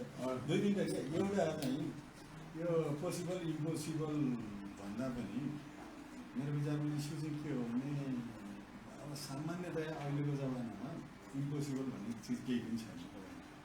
कति ठिक छ भन्ने एउटा हुन सक्छ होला, र त्यो मिनिङफुल हो कि होइन भनेर हेर्नु पऱ्यो क्या। मैले देखेको तपाईँ चीनबाट रेल ल्याउनु पोसिबल होला, हुन त इम्पोसिबल छ भने मिनिङफुल छ कि छैन त्यो इस्यु हेर्नुपर्छ जस्तो लाग्छ। कुनै चिज इम्पोसिबल सामान्यतया आएको छैन।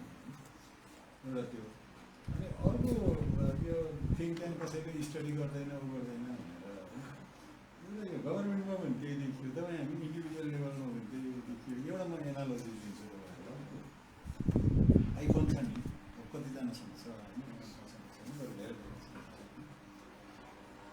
सामान्यतया यस्तो कमर्सियल प्रोडक्सनमा जानुभन्दा अगाडि मान्छेले रिसर्च गर्छ मार्केट रिसर्च गर्छ के गर्छ तर चाहिँ आइफोनको मैले थाहा पाएसम्म र म त्यो ट्रु मान्छे सोतिर बियर खाइरहेको बेला उसलाई आइडिया थियो म आइफोन बनाइदिन्छु गयो कुनै काहीँ रिसर्च पनि गरेको थिएन केही पनि गरेको थिएन उसले आइफोन बनाइदियो अब अहिले आइफोनको लागि तपाईँको अलिकति रफ ल्याङ्ग्वेज युज गरौँ होइन आइफोन ओन गर्नको लागि श्रीमानले श्रीमती बेचेको छ श्रीमतीले श्रीमान बेचेको अवस्था भन्नु खोजेको मैले कहाँ लानु खोजेको भनेदेखि तपाईँको चाहिँ प्रोडक्ट राम्रो छ भने प्राइभेटको होस् व्यक्तिको होस् जसले पनि खोजी किन्छ तर समस्या गभर्मेन्ट मात्रमा छैन कि बाहिर पनि त्यस्तै छ कि तपाईँसँग आइडिया छ तपाईँ नै खुलेर भन्न सक्नुहुन्न इम्पेरेटिभ जस्तो नेपालीहरूलाई अङ्ग्रेजीको प्रब्लम जस्तो कि कम्युनिकेसन गर्न सकेर भइकन तपाईँको चाहिँ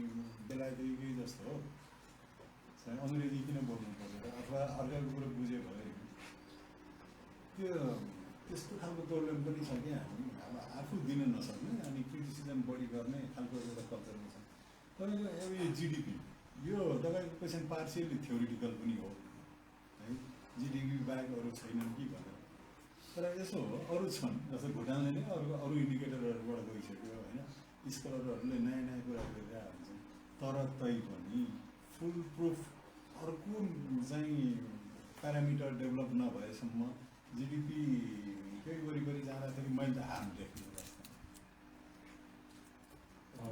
सरको रेस्पोन्सलाई कम्प्लिमेन्ट गर्न आई थिङ्क अब त्यो रेलको कुरामा चाहिँ चाइनिज इकोनोमी नै स्लो डाउनमा छ पैसा नलाएर अब पैसै पान्छौँ भन्नु लाग्यो त्यसले बिआरआई प्रोजेक्ट खास केही पनि अगाडि बढेको छैन हामीले जति यहाँ हाइप भए पनि जति गफ गरे पनि नन अफ द बिआरआई प्रोजेक्ट्सहरू मुभ टेक्निकल बिआरआई भनेर क्लासिफाई गरेको प्रोजेक्ट्सहरू होइन some of them are in feasibility study अब त्यो रेल आउने भनेर त अब अस्ति नै प्रिमियर आउँदाखेरि नै उसले प्रेसिडेन्ट आउँदाखेरि त्यो केही कट भइसकेको कुरा हो on your second question around your environmental developmental model, मैले पहिले त्यो चाहिँ खास त्यो डिस्कसनमा चाहिँ इङ्गेज गर्नु नखोजेको नेभर एन्डिङ डिस्कसन हो यो होइन यो चाहिँ अब हाइपोथेटिकली जस्तै if you would say that हाम्रो डेभलपमेन्ट मोडल चाहिँ डिफ्रेन्ट हो होइन अब युरोपमा गएर हामी चाहिँ तपाईँको फ्रान्स इटलीमा गएर कपल स्ट्रिटमा बसेर चाहिँ क्याफेमा चाहिँ सो नाइस भनेर बस्नु भने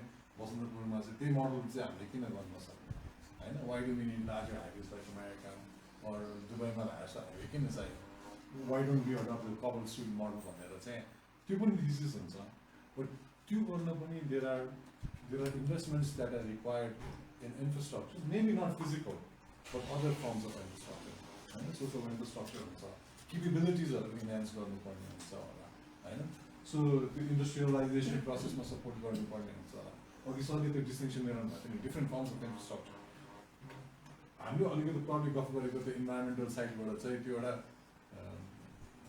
फिजिकल इन्फ्रास्ट्रक्चरको हिसाबबाट बढी कन्सन्ट्रेट भयो भने there are other forms of even other forms of development will require investments in other forms of infrastructure which will have other forms of question maybe not just environment होइन so त्यो चाहिँ again coming back to this whole idea of trade off चाहिँ कतिसम्म हामी trade off गर्ने भन्ने चाहिँ विदेशीले भनिने कुरा होइन यो होइन यहाँ चाहिँ हामीलाई कसरी उचाल्यो भनेर चाहिँ कहिले इन्भाइरोमेन्टल लबीले उचाल्यो कहिले चाहिँ इन्डिजिनियसको लबीले उचाल्यो कसरी के हुन्छ हामी क्लियर हुनु पऱ्यो होइन त्यो चाहिँ कसले उचालिने होइन एउटा देशको मान्छेले डोनरले उचालेर देश उचालिने हो र होइन हामी फर्म भयो भने पोजिसनमा चाहिँ हाम्रो स्टेटको आफ्नो फेरि एजेन्सी हुन्छ सो त्यो गोल पोस्ट अघि मैले खास ब्रडली त्यो सबै क्याप्चर गरिदिनु खोजेको चाहिँ गोल पोस्ट के हो भनेर त्यो चाहिँ सेट गर्नुपर्ने हुन्छ अब रिसर्च चाहिँ I think we are doing research अब गाह्रो छ तर अब गभर्मेन्टले गर्नुपर्ने हो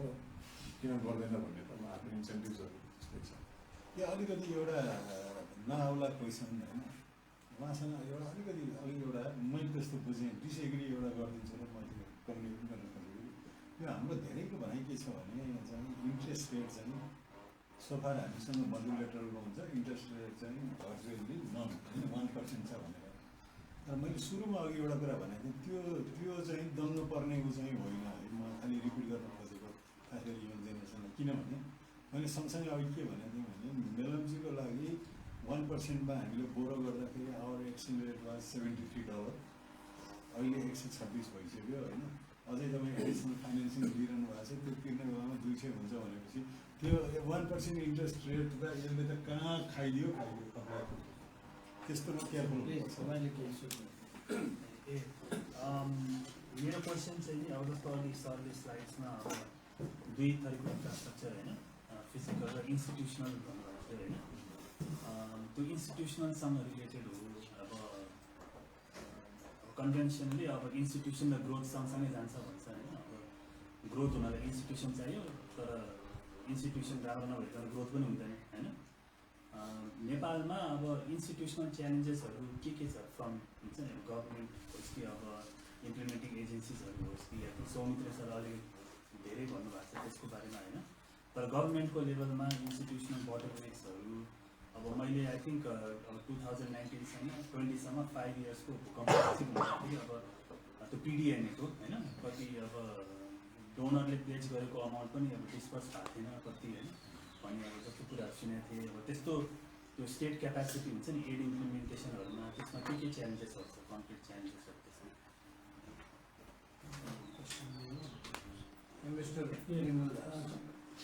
नमस्कार मेरो नाम भीमराज टाइम छैन प्लिज यो भेरी इन्ट्रेस्टिङ टपिकमा आज छलफल भइरहेको छ अब बेसिक कुरा चाहिँ इन्फ्रास्ट्रक्चर नभइकन देशको विकास त हुनै सक्दैन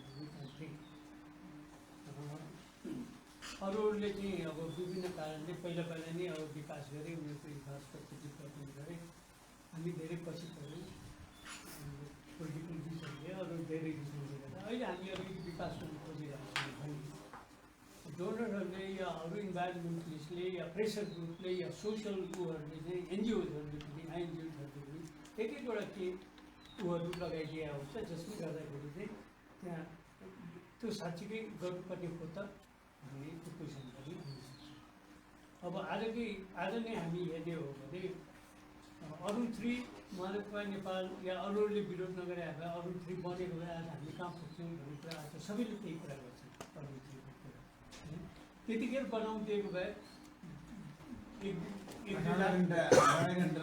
लोड सेडिङ हुन सक्दैन थियो अहिले अघि यो कुरा निस्कियो बिचगढ र लुम्बिनी एयरपोर्ट र पोखरा एयरपोर्टको निजगढको साह्रै मलाई त्यति अब डिटेलमा थाहा छैन लुम्बिनी एयरपोर्ट जाँदाखेरि लुम्बिनी एयरपोर्टको जति खर्च भयो त्यसको प्रोजेक्ट साइज पनि ठुलो छ राम्रो गरी छ अब एडिबी फाइनेन्सिङ भएको हुनाले र सायद इन्ट्रेस्ट रेट कम भएर होला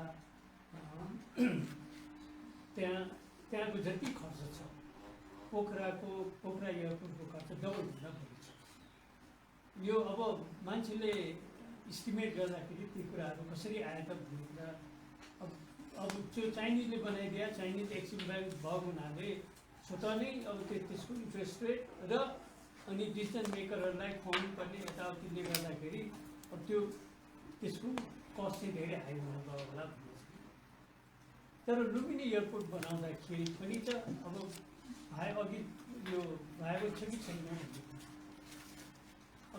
हामी कहाँ त के सुरुमा अब यो लोकल बडी नहुँदाखेरि 5-6वटा पोलिटिकल पार्टीहरू मिल्यो उनीहरूले अब त्यसको त गठबन्धन भन्दै थोकेर होइन अब साझेदारीमा या 6-7वटा पोलिटिकल पार्टीले जे डिसिजन गर्यो त्यही हुन्थ्यो मैले सुनेको 4-5वटा पोलिटिकल लिडर्सहरूले चाहिँ ल अब फल्नाको यति जमिन छ फल्नाको यति जमिन छ हामीले जमिन मात्रै अधिग्रहण गऱ्यौँ भने पनि हामी त मालामाल हुन्छौँ भन्ने जग्गा अधिग्रहण गर्नुको निमित्त पनि ल यो लुम्बिनी एयरपोर्ट बन्नै पर्छ भन्ने भयो सायद अब पोखराको पनि त्यही नै होला अघि यहाँले भन्नुभयो त्यो 18 दिनसम्म त बन्दै रहेको बोकेर बन्दै गर्नु अब त्यो लोकल कम्युनिटीको या सर्टेन लिडर्सहरूको एकदम रेस्पेक्ट इन्ट्रेस्ट नभइकन त्यो प्रोजेक्टहरू आउनु श्रीलङ्काको कुरा गर्दाखेरि पोर्टको कुरा गर्नुभयो बिआरआई प्रोजेक्ट।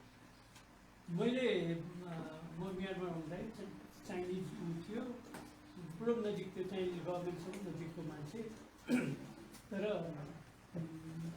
ठुलो एउटा बिजनेसम्यान इन्भेस्टर पनि हो डेभलपमेन्ट प्रोजेक्टहरू चाइना भनेर पनि उसँग सोध्यो कि यो के भयो त यो किन चाइनाले त्यो प्रोजेक्ट बनाउँछ जुन भाइबलै छैन अहिलेसम्म उसले तिर्न सकेको छैन। त्यो अचम्म लागेर मैले पनि यही कुरा सोधेको थिएँ म चाइना जाँदाखेरि किन तिमीले यो बनायो भन्दा उनीहरूले त्यो प्रोजेक्ट रोजेकै होइन, उनीहरूले आइडेन्टिफाई गरेको अरू नै प्रोजेक्ट छ। महेन्द्र राजपक्षले के भन्यो भने यो मेरो कन्स्टिट्युसन हो, यो प्रोजेक्ट मलाई चाहिन्छ, यो बनाउँछौ भने ठिकै छ बिआरआई आउँछ, बिआरआई दिन्छु, होइन भने बिआरआई चाहिँदैन। अब चाइनिजहरूलाई त अब बिआरआई दिनु नै थियो, कुनै एउटा प्रोजेक्ट दिनु थियो। एउटा प्राइम मिनिस्टरले त्यति सिरियसली अब उसले नभए बिआरआई चाहिँदैन भन्छ भने उसले त दिइदियो होइन, जतिसुकै कस्ट भयो भने जेसुकै जुनसुकै कस्टमा पनि दिइदियो। अब मैले सोध्न खोजेँ